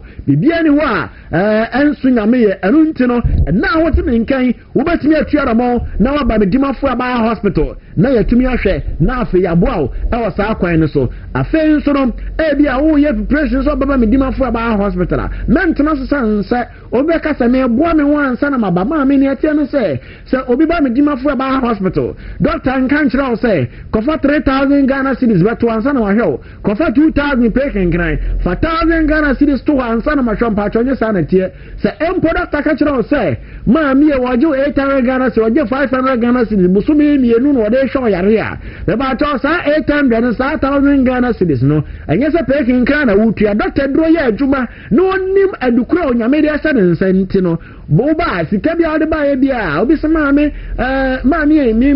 ba ye mi kuta 300 Ghana cedis ana me de ba ye doctor nkan kire o fasika no ko na emo no be hwew na wa ma wonyiro eseso wode ma wo na wo konom na nsran kanya me se na otwemienu anso sa won san mra medimafo ba hospital na onyame aye nsankyere ne woni paduanum medima fo ba hospital obi say wanya liver problems na kidney problems no wanya ka kire o kidney no enye ye biem ka kire o kidney nso abatan ho ya ka kire o kidney no asai kra na tem ya me ka say brodi ankasa enyini mi atwa no pacho ni dia na esi form no ni hini na wa asie no pacho eye duro kase pa head ma kidney bara wo ba de en won say sa brodi dia apem anansa pantu anansa we bara medima fo ba hospital scientifically ya ni asona so na ya mu anom na ajuwa free sa o hawnom enu ntine ba bia so de ba medima fo heba hospital Dr. Tanda so akache kidney dysfunctions ahodo ya de ba medima fo heba hospital any internal organs bia woni padian mu a o ha ba ho ne aka akire no fa ba medima fo heba hospital na yentumi nyamo ne enyu free sa o haw ne nyina mu na say pressure na tete wo another stroke obi o ma stroke obi o amena okasai won saba ko ajejo entime nya adwuma biem fabra medima fo ba hospital pato obi o a o kwa o se ne fa no ayemre o chia ko ne fo ba ko fabra medima fo ba hospital na yenhwe na afi yentu asem fa ba na dia ba ko no se obi o ba medima fo ba hospital no enya sa o ba ya ne amo aduro o si miti na pa mi anampo mi jongu ni amo aduro nya sa na tie doctor ama abemfo ane animdefo ehwehwe nipaduanum enti ehwehwe nipaduanum hi a ne ho sɛ yare ABCD ana atete wo ansan ya diaduro ade aka nipadua no ne ho sɛ aduro we de aduro we ka wa mpacho we ene betu ase de ama wo ɛno nti no na ye hu sɛ aduro number of quantity asese de ma oni a ebetu yare ma se de afre nipaduanum ne nyina epoko ase mayra na abeba medimafo aba hospital anase kumase abua kwa atwuma go school junction obi o a infertility oba ne be ma muntumi nwo no but awadura doctor Tamra so de ma no tembia meka ya na eyema ho akeke ya na eyema ahonho a esanse enye se doctor aka kire o se edura ma me de ma we konum bi kodi bi kosa bi kotua bi nyesa na te o medimafo aba hospital edura na tade ma no okọ na ohwie ka apo ede besisi de ma no ayesa one touch no odi gu wonum na mene grandpa chaw o adehia ne se anajo da so oni be ma ne besia ba akọ papa mu hia ma mu hia biem na nhran ka otumfo agenya nkopo a obo asoro no obo asase na obo mi no mi no se bosome baso na eba ne dem oso ye chinyefo wonti ase obo ase doctor me pasa me wo baraka bia wa kire no media mi ntia sika bia sesi a ma me ho ansa ana matimi enso to sika no ese onyame na chaba na so onyame na moni paso o haw biara atochema wo ye furu no mu no ba to doctor mu aduro na wa yisa o haw no e de afiri ho mentena se ne enfra obonyiri en kasa onwoba koko na atete wo eno ntino sabi odidi afacha me ukwaja nan so a no asa so nyina afa krade atete wo obi wa koko nti kokoboro eyaba ba to bramedima fo aba hospital na ya mo a na afi ya ma onjira hodo obi wa koko aye na nimprekesen obi so a atoto ne body no eno nti obi ntimi ntwa kaba style e ma dodo na ntimi pam kaba na omu ntwa o ma wa mu sanse koko atu atese e ho na koko nti na wona mu ntimi nye smooth ba to bramedima fo aba hospital na yentu ase emfa emao e o medima fo aba hospital ye twa ye lab ahodo bia bi o medima fo esanso twa scan e o medima fo aba hospital eno nti o ba to nyaare hwemum doctor ye gidi a o bekase me gidi ntimi ko ba o hia na monto abetu di aba esanse for the first time Ghana bakosemu ayara sabia ba akwa mpacho ewiase nyina o ya ade na onam onyame tumi so esa nyarewa e medima fo aba hospital kanunti wasi yanka tete atempo no kwa dadaro na yamfa so na sodie pacho dotie anka dwemfo nsem no ma mi papa pacho wo yare no nso anka oso da biara da na sodie aboa apesa se adidi kwa wo enwa enunti no sawoba medima fo men kasa kwan wa enunti no mo tabale nyame adoma doctor say 26th of this month no za hotel no doctor baho for 3 days enunti no wa odi awo se onya apesa enunti adidi kwa ewa no pacho doctor batamale mo bene mpata mu nyina pacho yenhia doctor tanda so za hotel na doctor ntenase na onfa bremfa nto obi oyare so na onto ase amfamao yare nti obi agija yare nti ko nhyiamu a abusia amfrawo adenti na hotete na hahai se wanda from infinsia dunia me pacho ema oreho esan sam abra abema no tu anamo na okọ nsuo no se abofo no behunu nsuo na obetom no anya yarasa no okọ 38 times afibia no okọ baako 38 good years mbacho na ne honto no okọ 37 no obi anko bepa ba kwa anko de to so aduasa nwotwe anka ne ho anto no enu nti sa oda fo ma pacho nyame to me nti oho beto bra na yesu nam no oka ensampa no oba no emoja na atu no mfinsha bebre bara onya agidie no ko so atade no mpacho ohunu se me so atade no ma me ho beto me o so mo ne no hoto no nyame adoma 26 yensha Dr. Tanda so tamale Friday bi ani me mpacho premium service ebeba so opoko asemayira obi o so mpeso betena se ache obi peso ba after 4 after 5 after 6 mpacho emomra medima fu ba hospital poko asemayira na ye mo ye numbers no ene wo TV no so no afe ba ma mpacho me masamo from no mentena se ene ngu ani mase to na mona bra medima fu ba hospital na insranka nyame se se na nanom etimi edi fia di okono 90 years na obi ware na yira otoso 9 obi di 95 years o ware na yira otoso numu a na otumi enne saa oba ne ewo ya etimi ya adwuma obra 196 years a identity obi a 35 years or 40 years na afe obema sɛm no akɔfam entumi nya adwuma empempini ana nam nuane ahodo ayedie so na spices ahodo ayedie so na ewiki etamia na ɔse etimi muhwe na yɛ no ma bibidro sɛ be ya ebetumi awɔhye nipaduarum na asiesie yɛn enso ɛde amadaache ɛno ntira ma sɛ medimafo aba hospital de odan na ayesa soroboa no okɔtɔkoro ho anka soro da biara da ɛno ntebra pokɔ asɛm ayirani ammo fa numbers na wɔ TV no so no ɛne yɛ nkasa da yɛ ni nkɔmɔ wo hwɛ no abrotwire na person yɛ di nkɔmɔ a 0244 no pato betina frɛ on WhatsApp ne yɛ di nkɔmɔ ne yɛ hwɛ kwan a yɛbɛfa so na afei yɛtumi enso aboa wɔ men nkasa ma ammo yare so esan sɛ yare bia no oba medimafo aba hospital a yɛbetu ase ama yɛ numbers no 0244 774282 0244 774282 and 0500 727215 0500 727215 and 0245 449592 0245 449592 Medimafo Aba Hospital Dr. Time Eda so nyame adwuma ene Dr. Okumase ebuakwa atwuma ago school junction ochina obekọ Accra pokọ asemayira Thursday Accra pokọ asemayira Friday premium service pokọ asemayira for time nabra na afi yemo na bibia nso entumi enkoso ejojo emfa emaum Ebada mpanimfo nyina ase na kyese yedumasi ase nyame adwuma ebesan so ahia bi ye ba ye ba nyina na se ye be kai wona bibia timi akonkan amapai senior ye be da ase papa papa ya me da ase ja mo beton enu no ye ba beto bi ba ko bi wase on man say important paramount ko that is na ya all right Yese Samria Baumia ko kan say Baumia wo party no 24 years na go for people ko apai na addition wo form yenye research kufuo edi nipa ya ho adanse ache from 2021 no oye director of research what you say na saa time ni oye party adwuma na party adwuma de eye senia obesom ni senia obeye no no ubetumi atena party no na onye hwe na wo de blackmailing any nkrofo threaten enem wo document we enem wo we no we na wanya ono ma yi a obetena ba bia wotena na ho yenya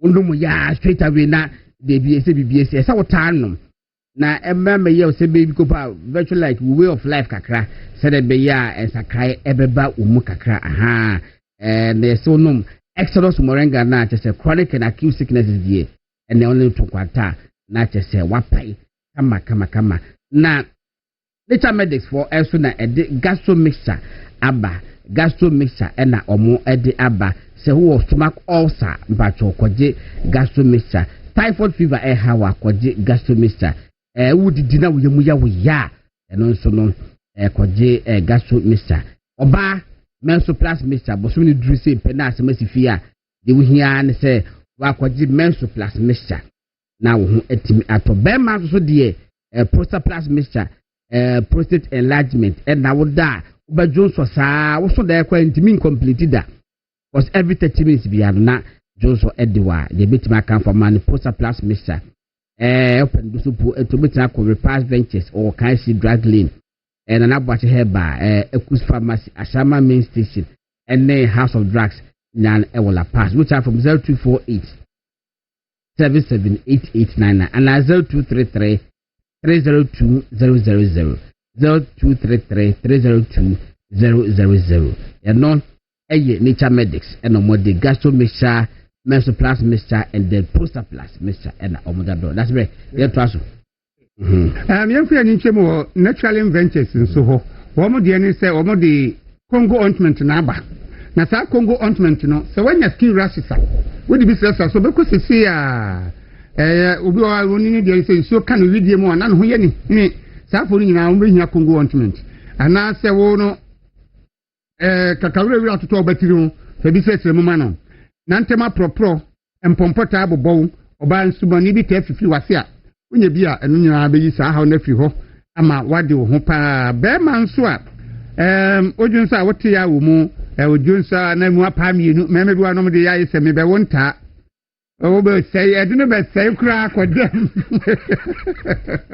o ha de wo pini ho ni nyina no wonya Congo advent ya ebebu na fi atuase na won so wade wo ho be tuntun do bi akwa enye bi ato e wo ho no so pe bi atua 0249 01710202490171001 and 0204 616161 0204 616161 Victory Garlic ene de boa pa obi a wa won say otititi wona ye otititi che odi pimpim wan sana esane na fi watumi anante na asumi do sana so bibi mu a unya Victory Garlic mixture no ma betu asia mo ade wo ho edu anadwo awoko kete so wuntumi na obebu afaso saa no mienu no miensa fe na na eba oni so ade be kyam asore akoduma na koye oha bebri so pe Victory Garlic mixture no bi no e ya no ani so ye wisi a ununum bi bebo oba won sebo no nsisi so nti wankasa wonti fa your plan wonim date potia obu nsa Victory Garlic mixture eno so ebebo awo wa kra na ope bi ato akọ repartment so kan shi daglin and atinated heba obenye bi ato kumasi na wa PFA pharmacy misi heba eni kolina heba onso so okwa obenye bi ato e wo hono so person Freddy a number ni 0242 545 633 0242 545 633 and so wonsa ebe kan bi high sense semen control se wono mo air conditioner bi da so ho papa air conditioner wo demo a musa yes radio what is katwa de pa na entry current kura ntiwe enya zanya me lad be bury me and fa hinu ko sin auto lad be 100 cities kura na bet me dey try the whole month na unya air condition papa e de yadwuma se office o se damu na odi na efie o be bia benya air condition e be boa wo ama eniji abafie na usika sem so akoyie miso sa promotion we ya o maye se wan kope bi anto a ebedu mebi wan kasa wodon sa be hwe onu maka na why mistake ti kope bi to no ya na won so no wani enye e wa setene mu wo mi showrooms no da so wo Ghana ha de ka se e o 216 MMDA sa almost everywhere wo kwa obenya ha sense o mi showroom ho nti do be ya ne se bebia wo no se okotena ho nkyere nti unim showroom na ben wo na wo de ya ne so be fa number no afre 0302 550 000 0302 550 000 ofra do be fa no be bisa bebia wo no a showroom ben wo na wako akotobi e wo hono mo Alowat Medical Skin Care Center ye bia sa wedie no ese ya ye de ko hoko sisi e bia na o ye nya rainbow color ni nya basa dia na yehu ahaye tuntum ahaye kokko ahaye brown ahaye sei na brebia wedie na ye nwonwan ebu asa otunu se wodo nsafa wedie no ho a wotinka se enema bia be gu wedie nani how e ma wontade hyem kura sesa afi wo shatade agi se de bo minimum ye siwu nsa no kama sei ene de siwu na se na ye taking contacting sa misro fako Alowat Medical Skin Care Center na omonhwe ma wanimu a ekro ne pimpot ne nso be agi afa no a wo de wo sei wo de makeup be kata so no makeup no ya wan wi adakope ebegu animu ase tsanye na dako ensio kɔbo abonten a hona bon say yes ewi ase mienu misro fako Alowat Medical Skin Care Center preto na omunsiesie wedie no maw wanimu no kama na bibia entoso de na nyame ebo wo na etie no ankasa kumase na wa wo pata so be share filling station no wo Accra nso a wo mo ewo osu police station achi afi Pantan Hospital kwan so ba ko ho na East Legon na Champon Junction so o mo ba ko ewo ho number no eye 0577 580 559 0577 580 559 no so ofra obenye bi ewo ho oba wa hu siesie hia pa ebra wa bu nsa nya se atade a wo twahye diable life na America oba wa bu nsa bremu no wa hu siesie hia se de be ye nan kaboni bi e ma ho eniti na ne kanfo na fa lady clean e de mama nyina no de bi America se president Mahama ne ndisi for yeso moto eni te pad de ama school for my no me ko to na fa lady cleaner ka ye simple kra eno ne bebo awo mo kama Bible sana de siesie ho a enkaboni bia ma ho te wesi kama wonam nipa mu a wo mfere yam hyehyɛw oni nkugua senso nti wonye bia bɛboa wo afei wo yɛ oba a wabɔbra no bi kɔ animu because wabɔbra kɔ animu a sɛ otimase nanso wo pɛ sɛ sa reverse wo yɛ reset nyɛ ndisi for reset na akɔyɛ kɔtɔbekum ma no bi wo yɛ reset na kyɛ sɛ ɔyɛ secondary virgin ɛna American ɛno so nya nafa lady cleaner ɛbɛboa papa bɛma no hyi ɔbɛka sɛ dama wo yɛ bi krada waya babu complete na nneɛma ɛkɔ yie nafa lady cleaner yɛ tonton bi wɔ baabi a ɛtɔn duro bi a wopɛ bi atu a kɔni kuro ya pharmacy ɛno no wɔ kwahyeman traffic light ɔdɔkɔ kwan no so ana afrɛ 0531 156 556 0531 156 556 na wo nso so wagye wo deɛ kama Movement television ni wuntumi radio Accra anopa ye to nsafro se bia wo bia ni bibia wo ye bia pese bo hu dawru bia fabra ha no ye beboa wo ama mansan ni wiase nyina ate wonka na wo sori anopa wo de ya ko social media no so kowe na he movement in the morning ni movement TV adwuma e bo nipa wo mugu so hwe ni nipa wo mutie nti se wo ton bibia wo ha wo bo bibia hu dawru wo ha amansan nyina ate wonka se school no wabie asori na watie edwa bi na wudie announcement bi ayebi announcement bi announcement bi na pese nyema wo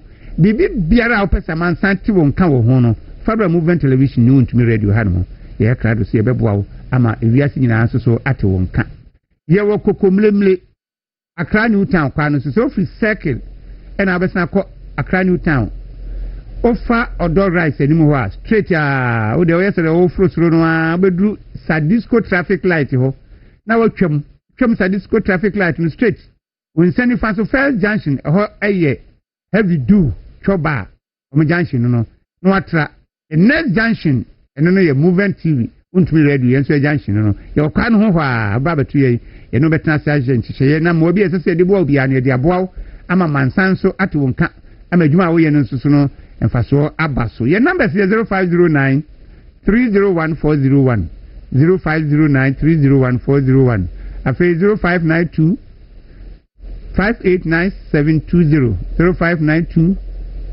589720 and 0246 375134 0246 375134 bra na you know enyo nhwehwe na yembo gaton de no dwumadi awudi no ho dawru ema wona amansan ento nkanti bia wo bia no pay ye ma wachi ye ma money na yenkoi enche godon ne beja for besa transi na mum yentwe ye ho kakra na adwade nkratu aka ne yenkofa mra ye ba afi na bejafo abeka yese samria ba omi akoka se ba omi awo party 24 years na go for pb koko apai na ya addition wo form yenye research kufuo edi nipa ya ho adanse ache from 2021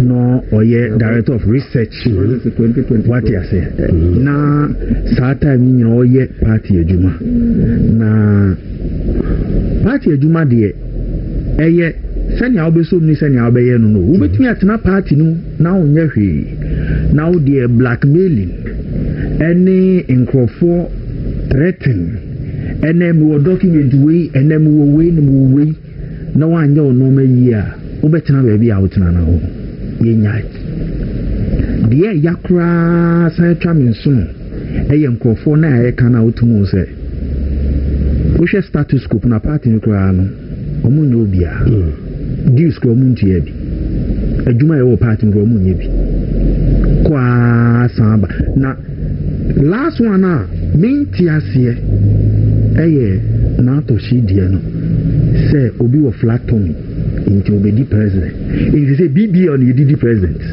flat tummy into say BB hey that be flat tummy that's me say promoters of BB on there can't say who the flat tummy then what I'm saying is a flat tummy into say a BB ubetimi a regulate who we did die with am na oye no ho hwe enyere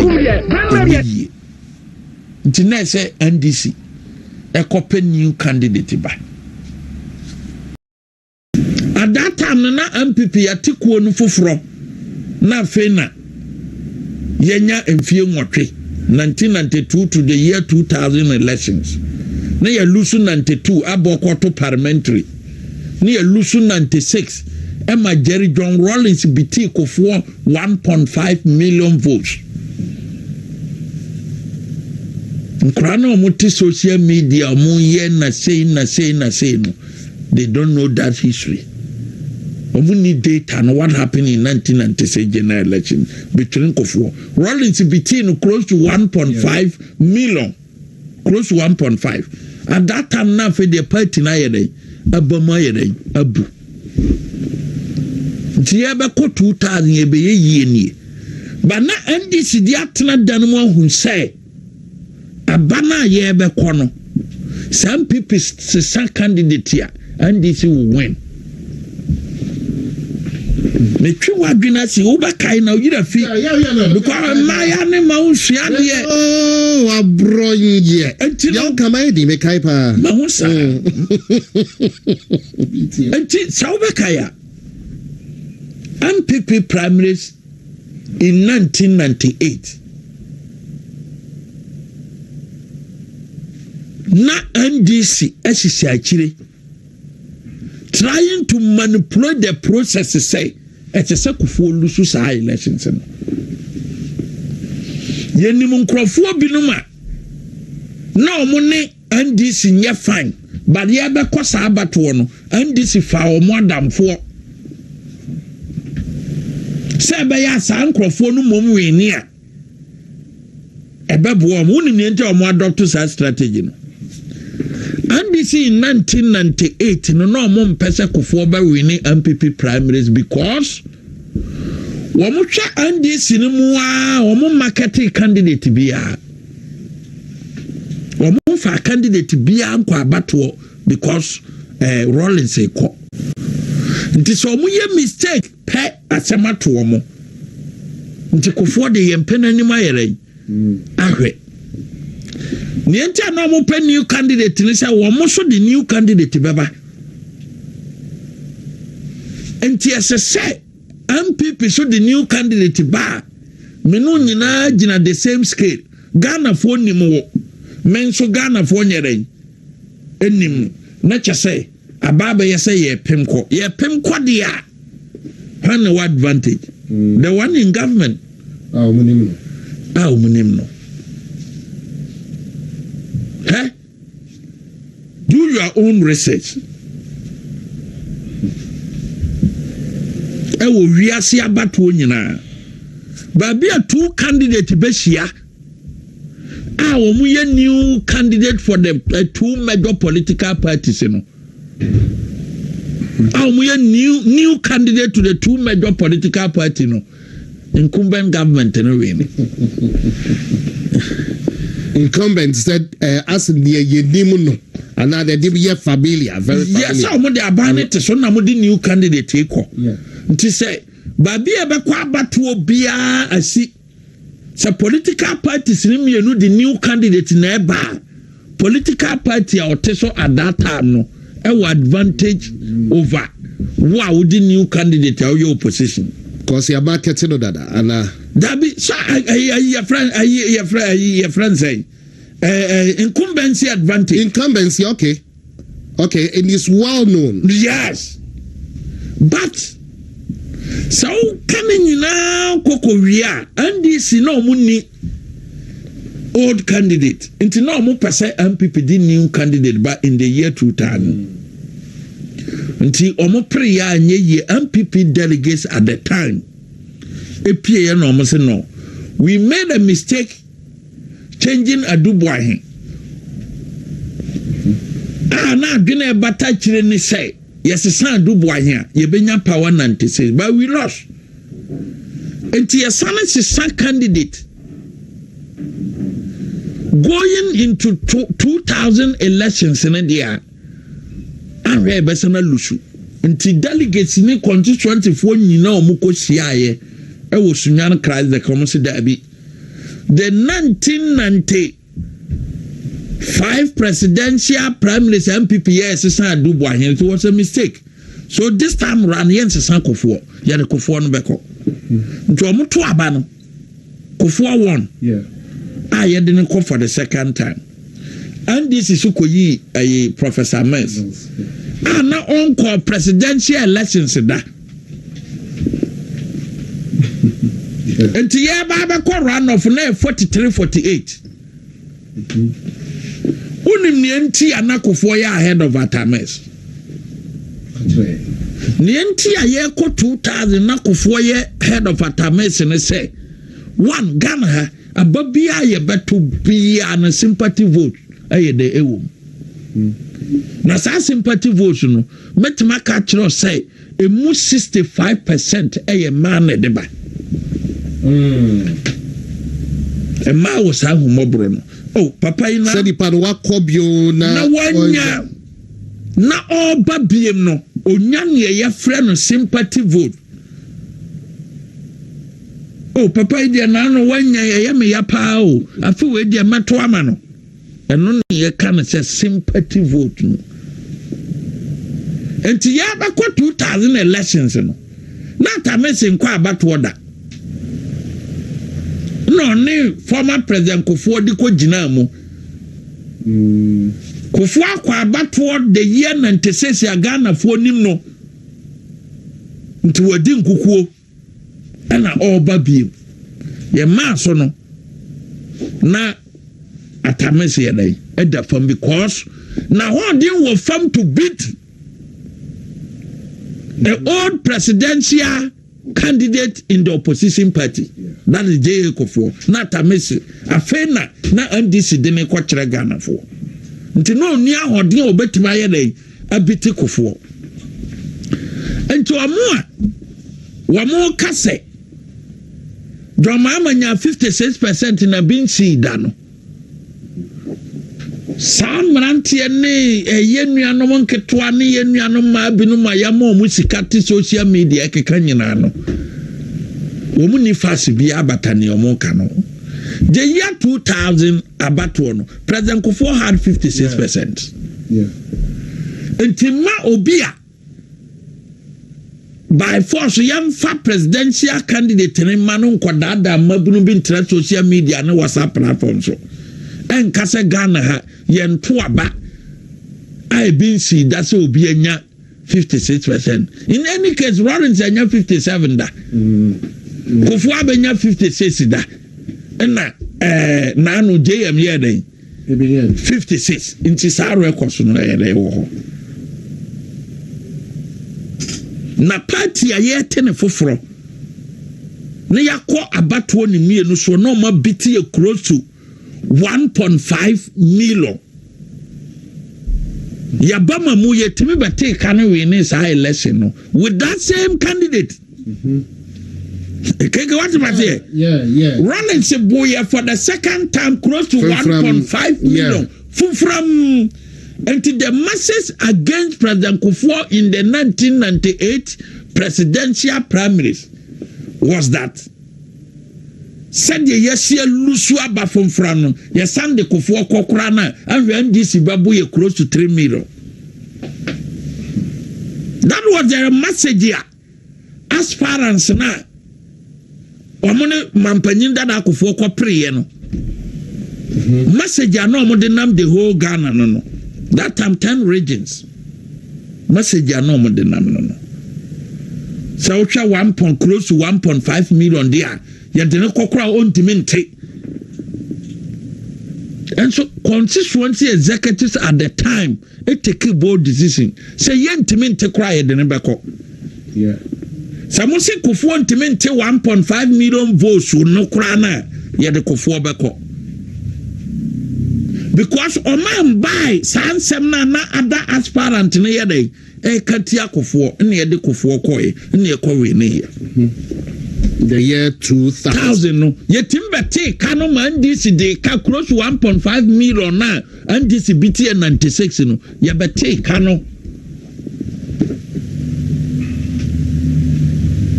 overturning everything where there voter turnout wa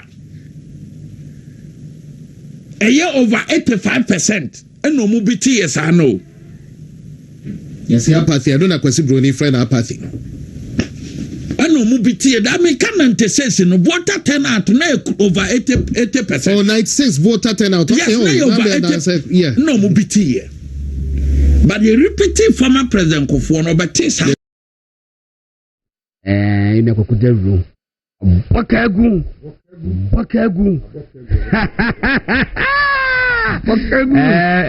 it's general by chat like I said ko be join here e wo studio ma yedi enkomo na me try to be telephone lines no na ya hwe 0201 455 555 0201 455 555 amenchia antibi ne antibi so ai ene ho ye pa ene enumere mo ene sareta mu na mo santase ma mo fasi trace mu na no mechia mo na Bra George so ewo kewo wo so mecha enano pe na menua panyin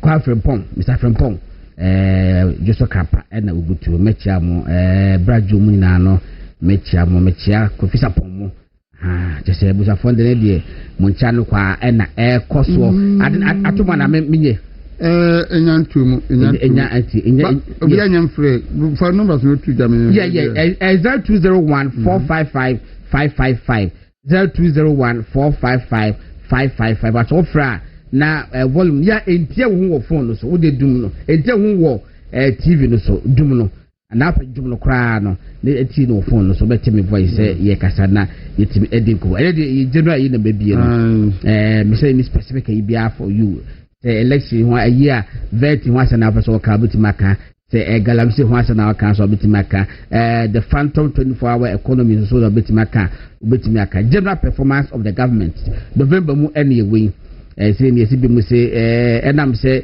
HBBC bro nya duade ntino omo so mo de 1.1 billion dollars ever be good economy no so that rate at the mama say okay hello good morning.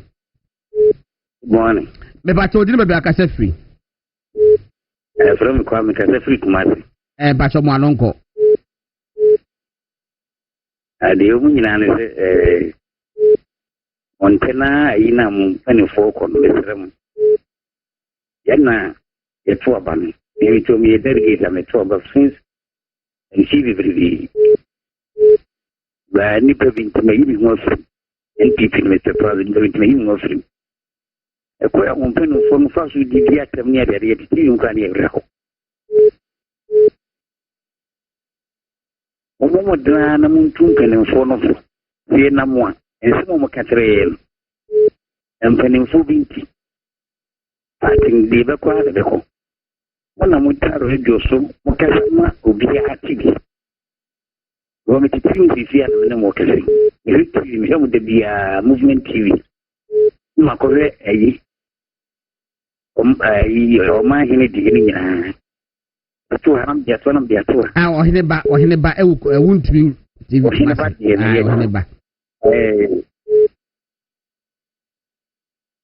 friend the untumi TV so bi mi nyina adako intine sremwa nditini epepa na munim pening phone kasa na tinki no emra for my abandi sidi 2028 ni die ebe fan fala 2024 yet for be to about it for my time no ma be bri ne kete have no money champion number species. All right, yeah, man said I'm call this call. Hello, good morning. Good morning, God on. Me pacho within the say ni hin fala kase free. Pacho your friend Baba ngida me kase free abeka. Anonko Baba. Yo, God on, we dey echo na watia ọmọ ọmọfio anase ọmọ ọmọfio nyina ọfẹfọ ọmọ ọmọfio nyina nti ọmọ godon Daniel sebi ade a yɛtaa ni ɛna eti mu no nti a mesi ade a yɛtaa ni sɛ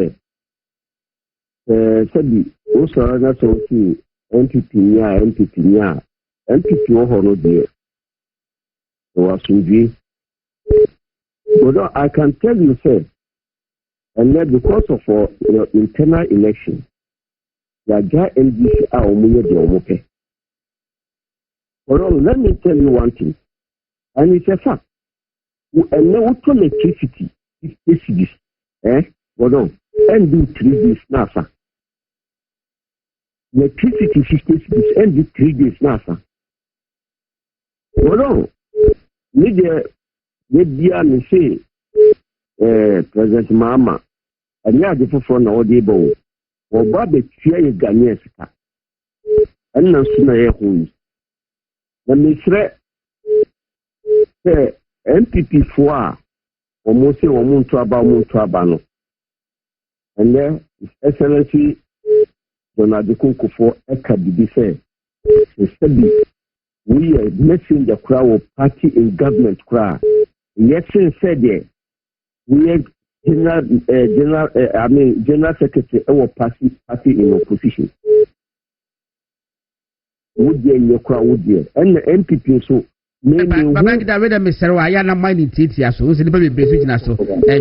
hello, good morning. Good morning. Me pacho udi me ka se free. Ya fa mpo me ka sa so kan no. Mwano ko Paul. Ni abe mai. Me follow up. I think the mission may be contest elections. They am be to ma as communication officer. Me show. Me show me pesanka ejuma ye na ye ejuma pa. But ye ka se be hwe dia afafo ne ye no. Me be ye be tna ni account so ma. Ya na ha drink aka. Ya me pese me kan cho so umi abe ma de ru. And I want to for Kaka, no, tone it down. Because campaign, you may better for sure, Uncle Fona, be no Makujuma. Mati, I am commanding now, you didn't, that's a pa. Next call, hello, good morning. Hello, good morning. Good morning. Me pato dinu be akase free. Frank Thompson, me akase free. Efia constituency for Sakrade. Okay, mo anonko. Brother, we dey medate. Can pacho. I start now more kono. But didn't matter. It's in pacho. Only Dr. Barnes and Brown why pacho.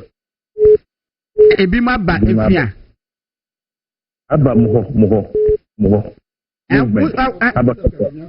I was not about me as some rest studio. Oh, okay, Mati, but plans no. Now we can plans are far advanced. Why? No, me, my police station, my lecturer could make my very constituency communications officer. The time, no, Saturday now. I think the idea, and then if you one more aspirant, almost we can some call for some Nana. Because all aspirants need to know, yes, sir. And your uncle with the it is oh, dear, Tama. I then no one can say, you wouldn't get na MYN. All right. Hello, good morning. Hello, good morning. Hello. All right. I movement television, so movement in the morning. And now you did and come over. So maybe a beautiful life. I'm say a general comment. As a very thin person can want some more bit me the Phantom 24-hour column so fight against Galamsey, even if there was a fighting part. Hello, good morning. Okay, and it be a better ya restarted for life is the city anything. Aha, you go so you di and come I was in kama. Okay, Kai, that's great. No fast the birthday be see actually. Ready of the Amakala woman in Tremfrio. Na no anonti Akaline. Radio fa Evangela Sapon and your birthday Evangela Sapon and your birthday. Oh Central Baptist I will crew from into O papa Kofi Sapon and your mammy union abusuani na say yemfa efidie resu anopai na yema happy birthday nti Evangela Sapon of Central Baptist crew from yema happy birthday. All right, it's Evangela. Happy birthday to you. Now, you're interested in the city, no? You better try to connect it, ma. ɛyɛ na ahwɛ si di esiti a na ɛkɔ asebe isi ɛyɛ na nkɔmɔ no ɛba saa ɛyɛ na traffic okrom paa o nkɔfo simu ntɛba still na menim si de si aba fɛde sɛ afutuo ne beba ebi nso aba esisi ɛbɔ no ma na aba ɔmo afrɛ na meka sɛ na no papa buy okuta de Ghana card ɔsɛ me hwɛ na so the Ghana card de yɛ do so ɔpɛ sɛ me hu ne age na me so ma gye ɛho mpo hia no so at least hia na me so yo me hwɛ 1950 na de ɛwɔ ultimate 75 years ti ya no mo yɛ mo so badika baka na bi so ɛka yi ɛba sa na ya na menim sɛ yɛnyɛ ne de ma me hwɛ sɛ ba me hwɛ de hello good morning. Hello, good morning. Hello, good morning. Okay, yeah, me say, I don't know. No, you have to ask for the entire command. Oh, go on. Yeah. Media.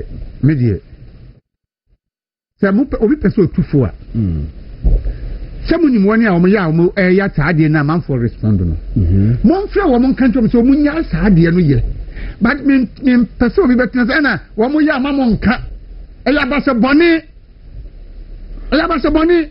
wonim sɛ nnipa no deɛ wɔyɛ ne nyɛ ɛne deɛ mo nka nkyerɛ no but deɛ wɔrespond no deɛ mo sɛ wɔnyae ɛyɛ abasɛ bɔne nyame korɛ mpɛ enti mu a sɛbe mo frɛ ka sɛ yɛ a mo nyae ne awie bɛkɔ akɔyɛ campaign no wɔn nim sɛ awie bɛkɔ akɔyɛ campaign obi anu a wɔkɔ akɔ flag bearer onim sɛ owie a wɔne deɛ obɛwini no nkɔyɛ campaign but wɔn ka kyɛ ni di bɔne no wie na obi kɔ respond deɛ a mo si mu nyae ne yɛbɛkɔ campaign ntakra na ma akɔkɔyɛ kɛse o bantakra bɔne deɛ kwate kwayɛ 2024 ne anim sɛ ne bi nimpa bi bɛyɛ anka pam mo free campaign mu meba hello so ba so ma me sɛ bɛfa hello dabi yes sanity tu de yɛ komo enti yɛ basrɛ hwɛ ala wo kan to so bɔne kɔkɔ no bi wo bi anu ɛna gyina gya tu fufuo sɛ wo kɔ play flag bearer wo nim sɛ enipa num ne yɛ kɔ baako pɛ ne bɛwini ɛna yɛ aka nyinaa ne bɛkɔ campaign enti wo ka sɛmbɔne fa unua ho wie ɛkɔgyina hɔ ɛkɔde no kɔgyina NPP fo anim ɛkɔ spa no kyerɛ NPP fo wie na owini a afei Ghana fo bɛkɔ akɔ asɛm bɛ na akyerɛ Ghana fo wo ɛwɔ wuti mu dada ansa na wokɔfa forms no mpo anaasɛ wo make intention sɛ wokɔ akɔ contest for flag bearership enti wo kata wani ato ano twiri di bɔne ne nyinaa wie keka nsɛm ɛnsɛ sɛ woka fa onua no hɔ ka wie na ne sɛ nipa no nso obi ɛrespondo deɛ mo si ma obi ɛrespondo mesrɛ mo momeɛnyɛ nipa bahyɛ bɔne saa anɛ saa party no nkɔna nim deɛ ama party no adu baabi aduro yi ɛne sɛ mpanimfoɔ no a wɔn na ɛsɛ nkɔmu twa sapama nkɔla no fa so no wɔn na ate asim ɛka nsɛm ɛnsɛ sɛ yɛka but yɛnyɛ panin bi antea wɔn wɔ party no mu ɛne ti wɔn fi sɛ wɔn na field day tí wɔn yɛ deɛ wɔn pɛ but obi respond deɛ a mo se no hwɛ Dr. Mahmood Bawumia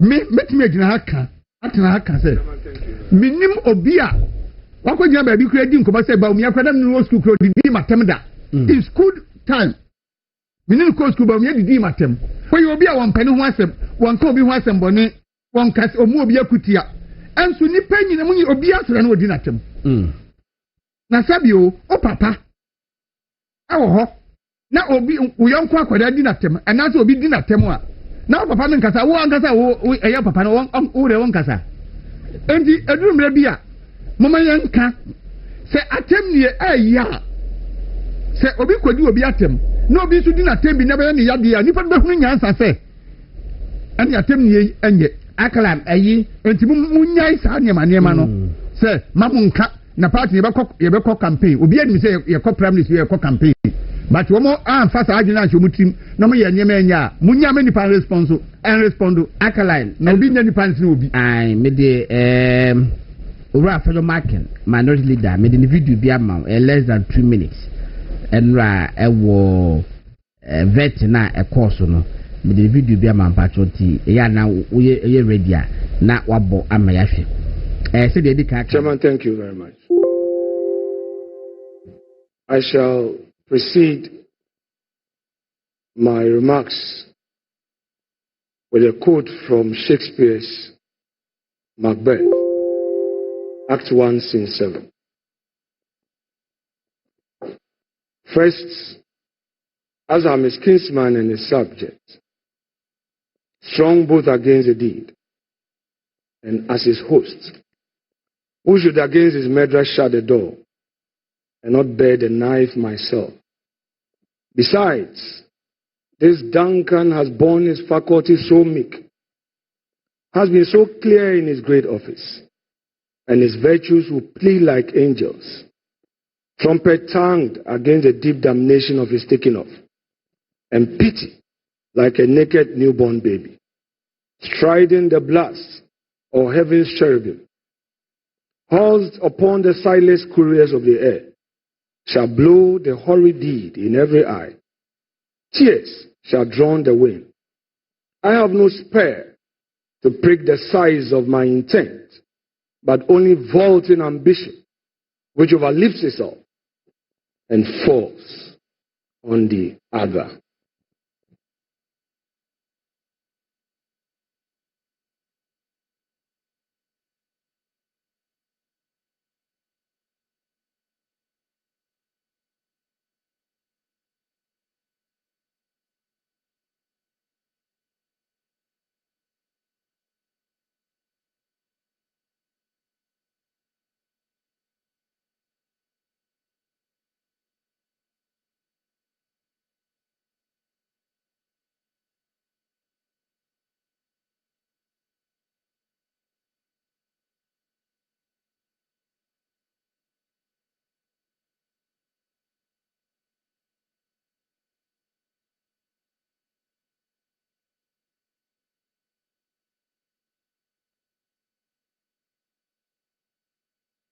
Chairman, thank you very much.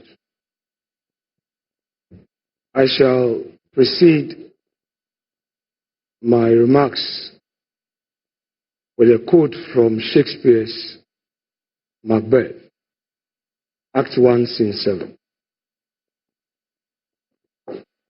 First, as I'm his kinsman and his subject, strong both against the deed, and as his host, who should against his murderer shut the door, and not bear the knife myself.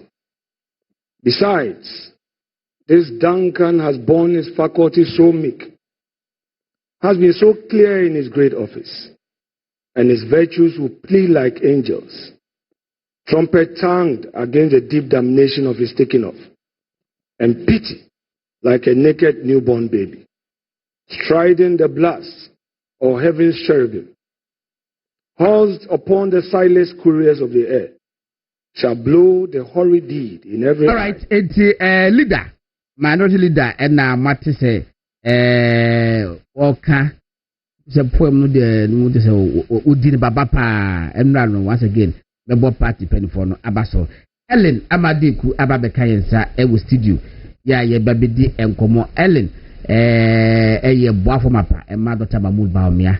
Entino and the Wabakansa, you need and Waka. Ellen, that is saying, maybe I see Hannah. I'm not from my field. I am punching your Busiana. And you near back, Kubabu. No, what the angel. Is that the Rabbi Quay? It's a minute. As I said, the Baban say, you remember much if you need a end of virtual. Because if you're straight studio.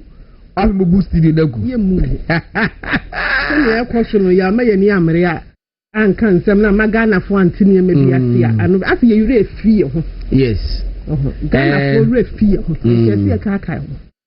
Okay, before I be call Crampono, the time news about the best at free here. Maybe women empowerment will be BM. Now we share MPP as a political party. Now we share Pennyfoa and man Pennyfoa about party in recent years. Say Teresa Melitegomo, Gladys Asmamo, Madame Christine Chechemo, and then Pedifua Ababa Conan. Do a benny yum to see. Say, Umufu, one of the best of my nine. Yes, I didn't bad then high in terms of communication.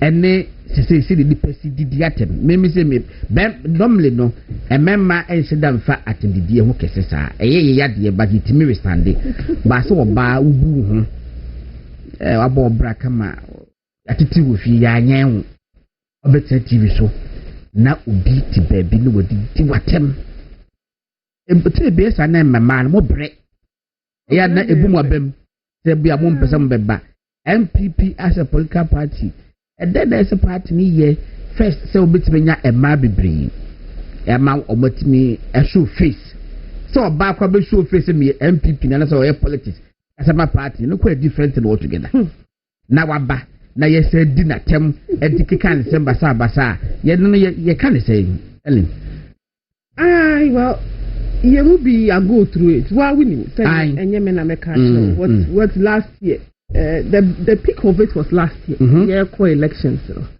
I mean say NDC for the target MPP for man you will be say forefront and say many akusia menudi but unfortunately for omononya no na bema yen yakaya no watu ye tu no de ane metini di ni anu jani fa afia koto afia kwa de mini nipa ye di na tamo ye party mu chen ni amini apani afia koto wabrew ya brim onu no di kai na ye mu bi nsusu ye be so iti in fact me dem amen kan say one wo ba na wo ye involved you have to choose your choice esa wo ye wadwen say adwuma we obeye number 1 number 2 esa wo ye wadwen say wo beye nso obeye akosi awieye emfa ho ne ye beba and you should have a passion for it okay passion here you can say passion or don't me me hu de wa be sin kan ahofama say anya ahokeka no ahokeka obi an ne de me de me say adwuma we manage ho obi an for say me say me mara no kra ni nyame ni me jai ya menya adwuma ye so how ni say me say e ko opposition me try de dada I've gone back again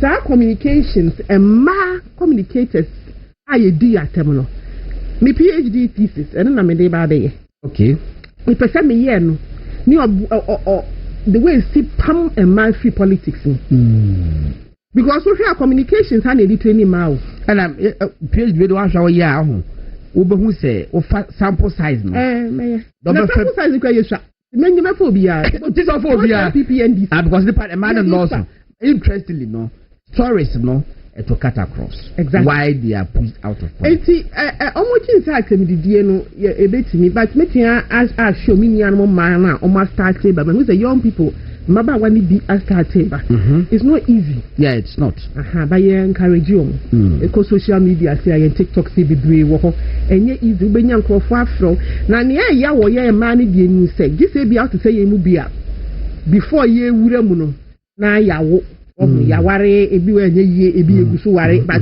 ya go through the process me answer na me ba front line no na ma wo mienu until at this point in time me meti hanya afi na me pa ware aye biribi wo ba ne wani gime ho a ne ye ka ne ye ye be ye pa be boso ye nye ye amfa me ho but for ye nuan mo nketwa na afi na omo ba obi a wa wi university fresh obi a afi wo 25 26 afi na obe ware no wa wo no e din mom because what's not TV so na wo kunu na wo boyfriend no abranche na obeware na me maame afre oba we na so person ware no na ni edin dodo na ye didi wo yire atam na ye sensem bebre nti for omo no edin ba ye no ma ye across so sa Rubicon na di say de ye mfa ye ho as I said oba ko you have to take a decision say ye na ma ba wa na kasa obi wo ho a hwe na brabo mu a aware ye nhyada nya ne priority aware enye obi ana so ware wona brabo yi na no kwa requirement obi ne obi ana ne de obi wo kwa enye ne sa nkofo na ense danyo mo priority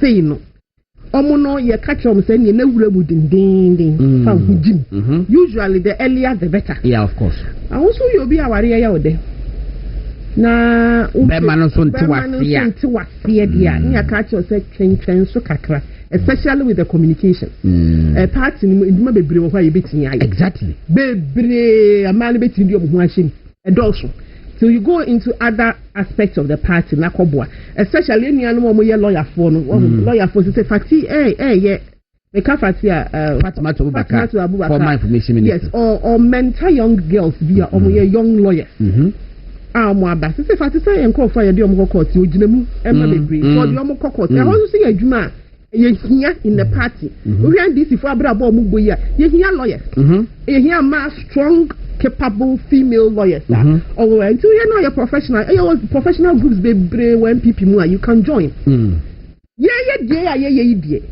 you should have a special breed of a human being na wetin ya be yes was skin no yes tough me ama me ti he me ni Jennifer ya dia fa ntinu ya dia fa peteshimu ya dia fa nsam imi yeginam say ya overka ya harden me ni matem didie bi e be didi mi wo kurum he be kame in fact my hardened the same papa kora ya hardened my busuafo nyina ya hardened they say what from papa say ma ka biribi abag I have a video ne bra na me hwe o hwe wi anom papa na ma no ne judgment ti bi o hot me for ama we de wa ya ade nipa ne hu ahi waka ebi nso ha ama we die ase wa no ye de nka I mean this na nya papa fo nyina nso ne be yesa parents bi wo ha omo say ne baba ne ye sopa wo de say woni sopa ya sopa ya wa bre enti emma ebo kwa say ekoboa mobilize action troopers ebon be defending be support it aka hu ye be ye okay enti emma ne de as I said ye chire ho ne ye grumi na bi nso ba omani ye den pa o yeah ko he TikTok ko nya sem kitwa e sa ho ne de o man foforo me fa New Jerusalem people have to be saying me a TikTok grandma. It's been political shows, so me I reach out to them. Now many or more after because how we can easily transition them into nye. And you munina into be a checking or how far need the world bit me SCIM. Will be sending me about my older sister Jennifer. No, I almost 20 years. Time no ye na mema oni mema nkwa na ye na ma no kra ye no so nti onu say she can mentor very well ye mu bi so abeka no ho ye so ye ginam yeah but say wo a certain characteristic yes say adwuma we ntimi opposition hapo de ya na metin aka say edin kra chance wo power amba wo ha na edin eti ha no na say wo talent na e be pie na ye hu ni yi not while you are in power okay Ellen na motene ka no ever na nema tisenia nanko fo adomo bo ade na daroma ye kurukure musa we de wadaroma fa cheme kakra me free somewhere 7:30 okay and so still achimota highway no so enye easy kra nti wadaroma oni etie fo mu fa cheme kakra ebe ha dwun very na say airport for na no thing motorway no so kra I think say is because of construction no na baby o mu adwidwide na ya na slow kakra da bi na say this me ginam 2 hours e bin so ana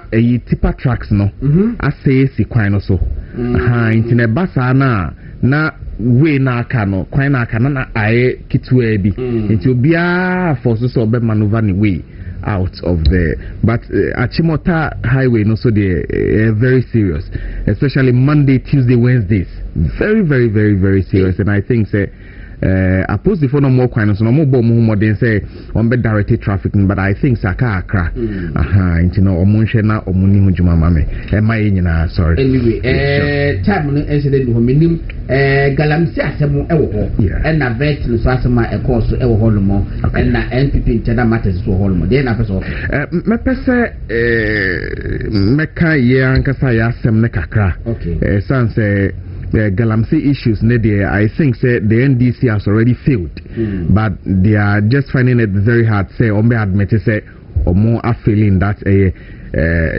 fight against Galamsey. No, we share in Semahodwa or the 2 job during their opposition time, and the kind of fast the bar bem ne the more and no the PF say they are not doing anything different from their Yanka say Mampeni that Yura Akufo-Addo ne Yura Baomi omo nyama hodo omo de 2 akwema ye fight against Galamsey. It is not different and one or more but it is up to them say ombe babo nti no ma admit say oh in nyama hodo a na ye opposition a ye kan nya anase nyama hodo a ye hu ye no enye sa netie but right now no ye for so say so ye be dey ye be bibi but they are no mu fi say whatever they are doing today no mu fi say bia bibi stronko a e bi nsi o my Ghana mu da na ye no ane say na men a akwakoba ne say EPA pani a oda no any tax force eko eye nsrahwe na wonu mu ye Galamsey betu om so sa say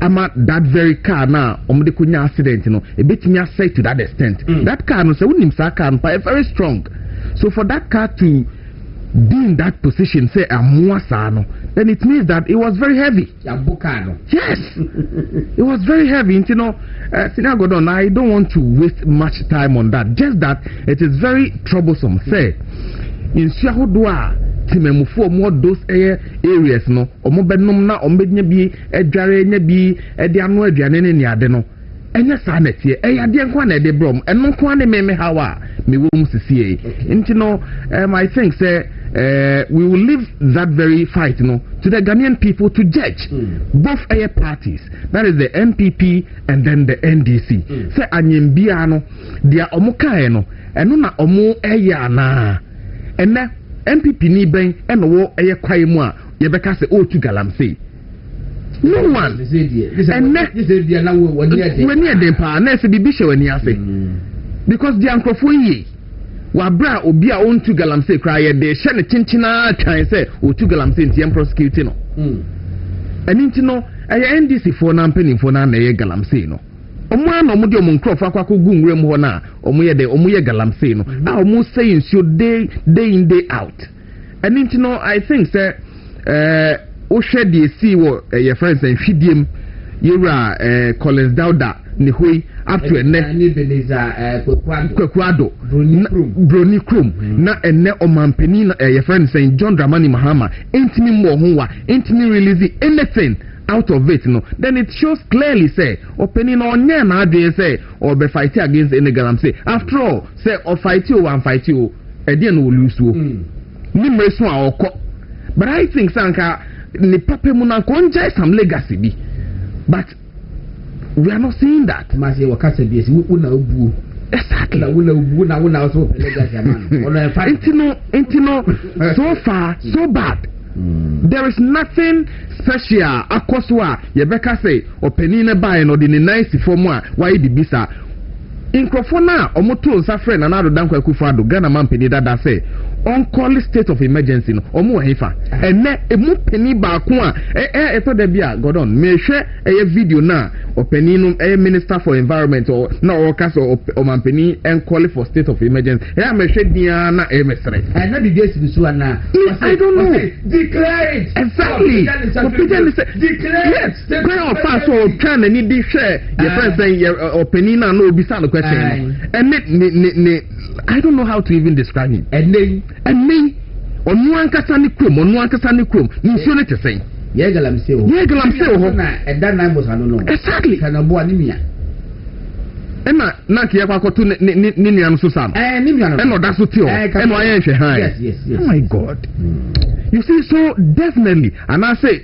like on a more serious note they are not doing anything special when it comes to the fight of galamsey Senior Gordon Wadaruma me pese me wasting much time over there because at the end of the day ye jaya magana for so omunye dey omunhwe dia ekos no mo ka enjeje party ho e ma me kwele ho mba mate ama yankwai oye we do ma Dr. Mahmoud Bawumia na se bia sem kasaba saba se bia ba bonten we ye hoho ye bone pa ene bo be ye adwuma nti wo wi a ye twade ka wo nkofie na ye ne ya dehye no ye mpre kunya ho ene bi ye sei wo etwamoni wo epepeni be bi ofi no ntokwa ama mutu asem na ya na mudan oh na sanye the way amene Hajia Samira Bawumia ya adwen say after 24 years the Timinya MPP for because Dr. Bawumia ya ho na na me na 24 must get 24 na ya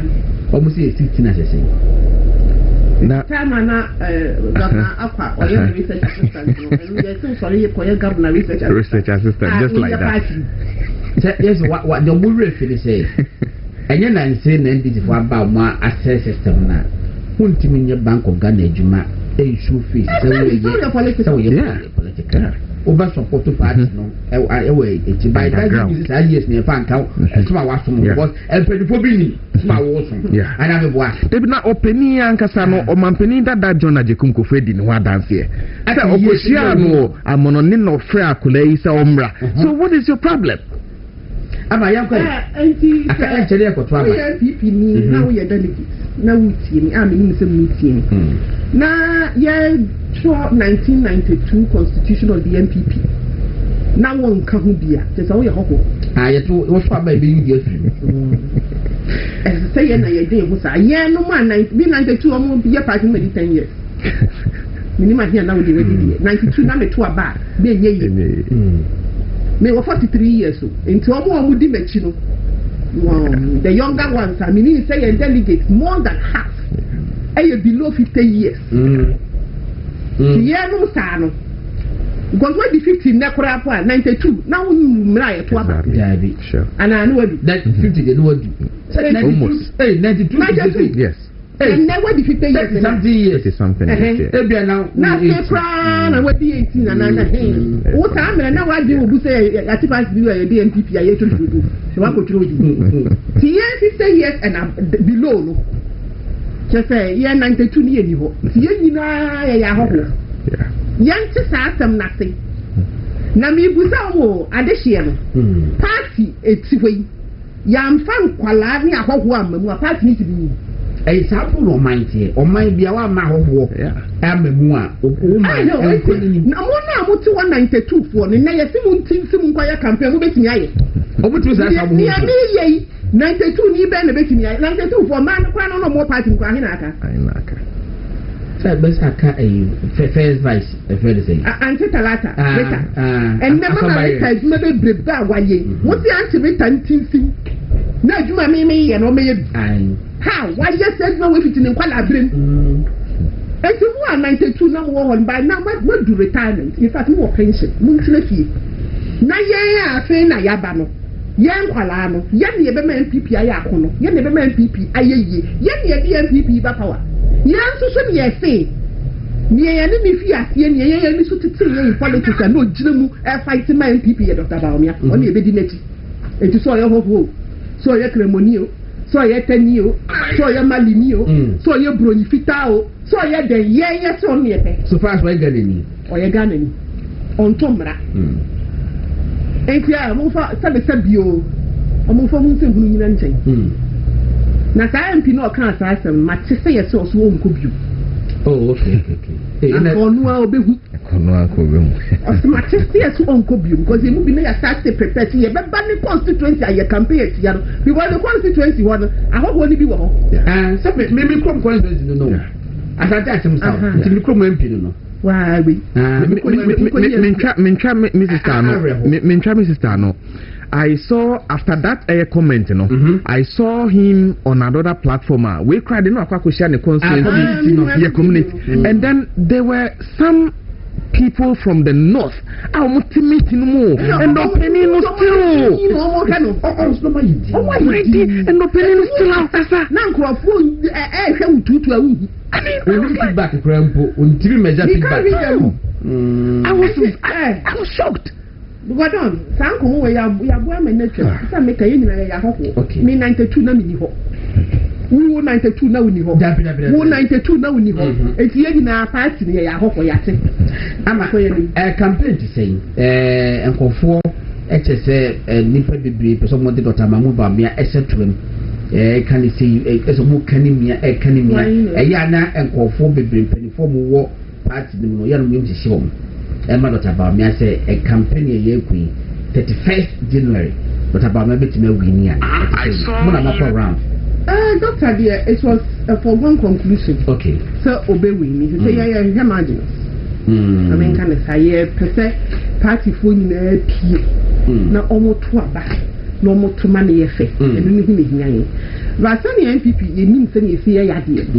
At least history 92 for no to me na beti am in history say yan fan di papa ko ma ensa nyini nsifo just say circumstances are such that dipa na aka say men court say yewura edubu ahimre so aye so no ana aka say waye panyi ne oni ahoden a obeko na ma yewura kufuo eno kwa yewura kufuo wan ko di free o so bi say yewura kufuo do no ne ko aha enti ya party we mu die yan delegate na ti ase say ye pesi egitumi a Ghana for senior fear ya the efisi hu ba ku mienu sometimes miensa me hu so you serious human being me dey o man no ahye wonsa na nse ya mo de kwahye John Mahama kwa ni the only president ayenya onye serious.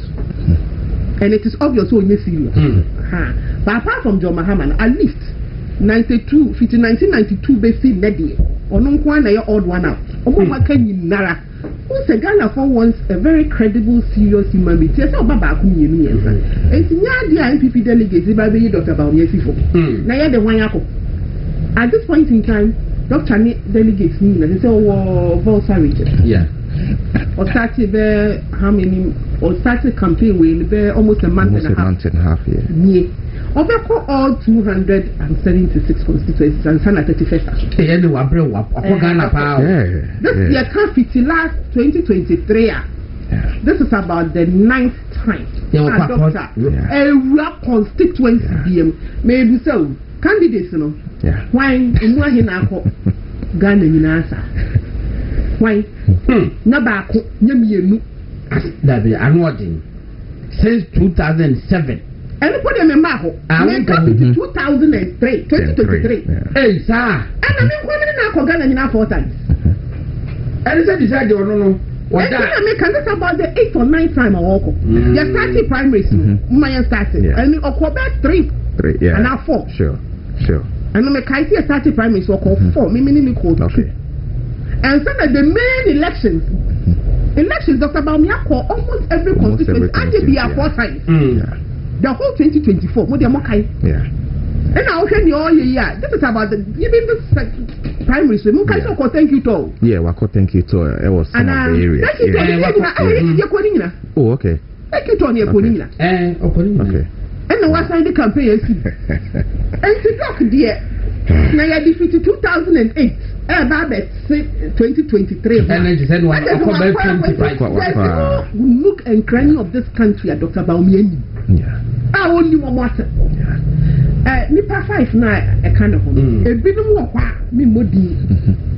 Baby one no for me rather. So what could do to Maleno Masayaba? And see NPP delegates so far here, meaning say Omuni my party. Now Omuni said SSC 2028 NPP signed back into power led by Dr. Baumyeni. Now yes dear Asamatu. Now start for now say people because Dr. Baumyeni and my lose election. Dr. Baumyeni also agent simply so I apologize say party no ye baba mu and then my year ye be through our commission and omission no ye ayi no monfa aiteye give us another opportunity no we do things the different way in a better way sa a chopper no mo ko round there for fun say mo fun say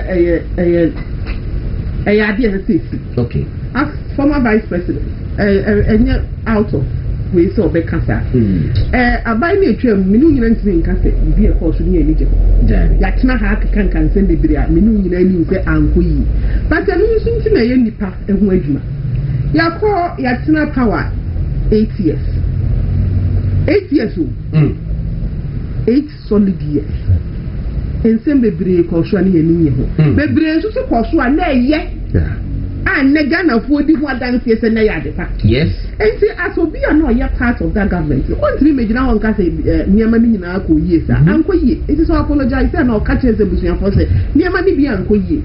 And Yamia and Domini assigned back to me, that's a sign on carbon. And Nipan Luna and then airport. Yeah. And 9. We hear from Japan. From Japan free more. Yeah. Oh, one worker, I buy that no one come. I know they were part of it. Juicy. They were part of it. And see, almost the only one did somebody apologizing. Say Marcus on there or no, baby, the baby man so manager on oh, yeah. Wasn't baby the man of 100 over 100. Maybe the man only said yes, and I'm saying Uncle Bobby started the ones and send by. And your child, I'm going to another was on Pabiato. Yes, also 100 over 100. Maybe catch them or say, Dr. Baumyeni, leadership, no. Something else. So, Doctor, remember you be Samiyama, make breaker. Nice woman say he's a very good leader. Yes, he was the good leader. So, to me, Fafun, to me, Chimit, nothing. Maybe if I don't know my tell me, and one bread. I look at a woman. What is here? It is a ready Baba. Was what person cast. Mama Nanka. Before they make cool quasi and one man come out can be from. Was after one shot at Chambo has been for Cambo. Hey, say, one more point on I think I don't concern with you because I think I see it. I am the kind. Some more the other time. One of you tell you. Ow. So I get to see what that's the good. But Papa means saying MPP, MPP that into no friend to order. And that's our plan. A mean just me. Yes, me come and mean Mujamia. And some America candidates me now. Me actually and she in one party. Yes, you mean interested in some Musa. That to what? And she trusted to move back now. The catcher said, Dr. Baumiana, my loser. Dr. Baumiana, a finance minister. Debbie. Dr. Baumiana, a Greek minister. Debbie. Dr. Baumiana gas and send some by Yemi home call for now you will be Tigana gas or Nimquala passing Quala Deda and San Wabo Wedman. Not Dr. Baumiana, no next Tigana gas home. And allegations every buy. Dr. Baumiana, education won't send some. Yeah, proposing school placement. Am I a macro here for? I don't know about me. Daddy, Mama, my young cancer. Every say one. Omnipotent, and semi was a bohun de road, the Chegana, and could see saying. Now, we'll constantly if I a Sujaman at the cell. You see, Mamincha, a Sujaman, a yes, a Sujaman constancy for you now. Main show Mobose, Areshemua or more, Yeraba Miamuno, or Mukoswan, that Areshemuno, a son say, a Sujamana Quaque, and who say, delegate or more, or Maniatepa. And they know what is good for them, and they have. We have spoken to some of them. They have assured, say, vote out the ma or penny eye baumia and caneno. Ombejina swama omamane that a particular vote this time around. And even Krano, they are going to make sure, say, vote in the bed ebe increase no matter what. Ewe Swijaman. And into no me koswa shomo bose or penny no so.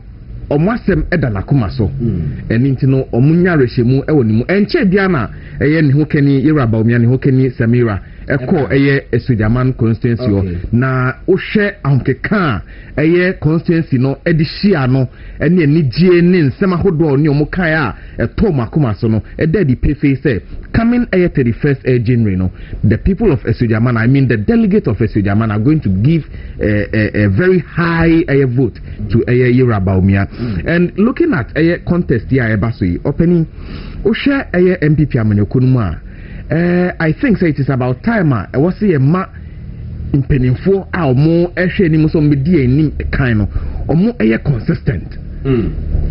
Osha Yabako Semua, I'm pimping or ye try to contest people who are ready to make sure say part in the bed ebe fan into my pay fra and into my empire bonus say at least this time around we should make sure say when it comes to the national executives and then regional executives and then even our flag bearership no they should make sure say yebema impenifo ayden ako 1 2 3 4 and sana if anything na ohwe de ekoso inanka ko buy ne se impenifo mo ne Yeraba omia contest. The last time I was saying it here say omo ba ebomu omo ka ho bomu enanka omo bua openi ba omia emana ko anima anka sa eye nkambom nanka wo anka ofi sa anka bibia NDC peni bi ebitima akogina radio so aka kire en say ye national executive ana say ye lake the friends saying credibility when it comes to our national executives role ana and because of sa pampa no obi timi kotena baby etimi bi na no eka bibia e de kire national executive just like that because of internal contest. Me a twist wasem me kind of basa and me say nra kosibotwe ba e kan say bia ba leadership ni ade oh and run a junior myself or my no mudi matem no mudi kosibotwe I saw it and pay me here yes me was watching to buy no wa bo bi adi o my flyer akọ to say kosibotwe ayi say abo no budi o mo lidi wa da mo yesa and that pay me ne visit asifwa visit yakasa yeah what was say MPP for be did say but about me as flag bearer and me elections the year then you say election we need from police station at the police station, see, we leaders. Exactly. It is always decided to say, yeah, man, not about me and could be with the and the most police station was saying, exactly. Now, before I say, as if I saw about you be a free. I saw that. And not before so because not Mrs. Tapeni can't be about Osha internal contest here, because I be more fee sell mano, yeah, and all that. And this how. Yesterday I was watching a video on social media about being a radio station and also a television station now opinion now no so now all into the money penny no or kase your friends say mobile money interoperability was a day no and you about me and the buy na and this na the buy na but about me I want to cast on the mobile phone interoperability buy if I don't can you go to that extent? But 2 minutes, yes, sorry, so now to the purpose. Meanwhile, the point is that our very party at this point in time, Hannah and the party for a bonk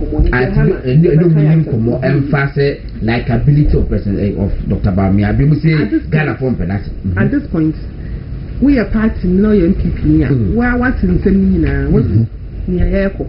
I can't eat 1 day. Okay. Near Koto Abba. MPP delegates young go for. See, I found no better delegate pay politics. What you say? Near on Tiasia, no on fan of Hokuranko. So, Quackway.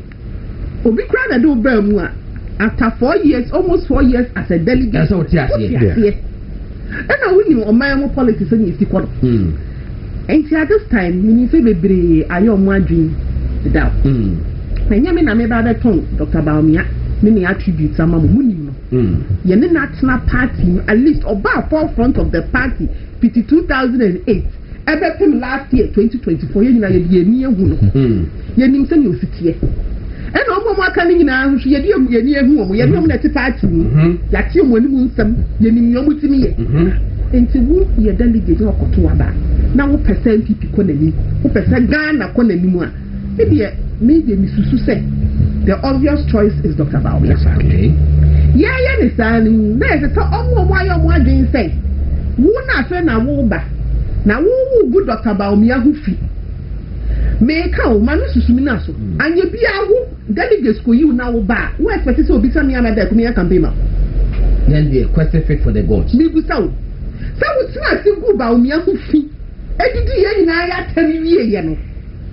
So we saw delegates 30% me boa. The Baumia is over 64%. Yes, 64% na ye Baumia ngro. Yeah. We expect say ye na campaign ma. Some common no it may say delegates dream. So the pan no more call. Why in no oye unifier? Odi nipa bam. And the answer is any ye did na ko ba ko ye did na ko bia ye nim say say nipa betia. The answer is Dr. Baumia. All right.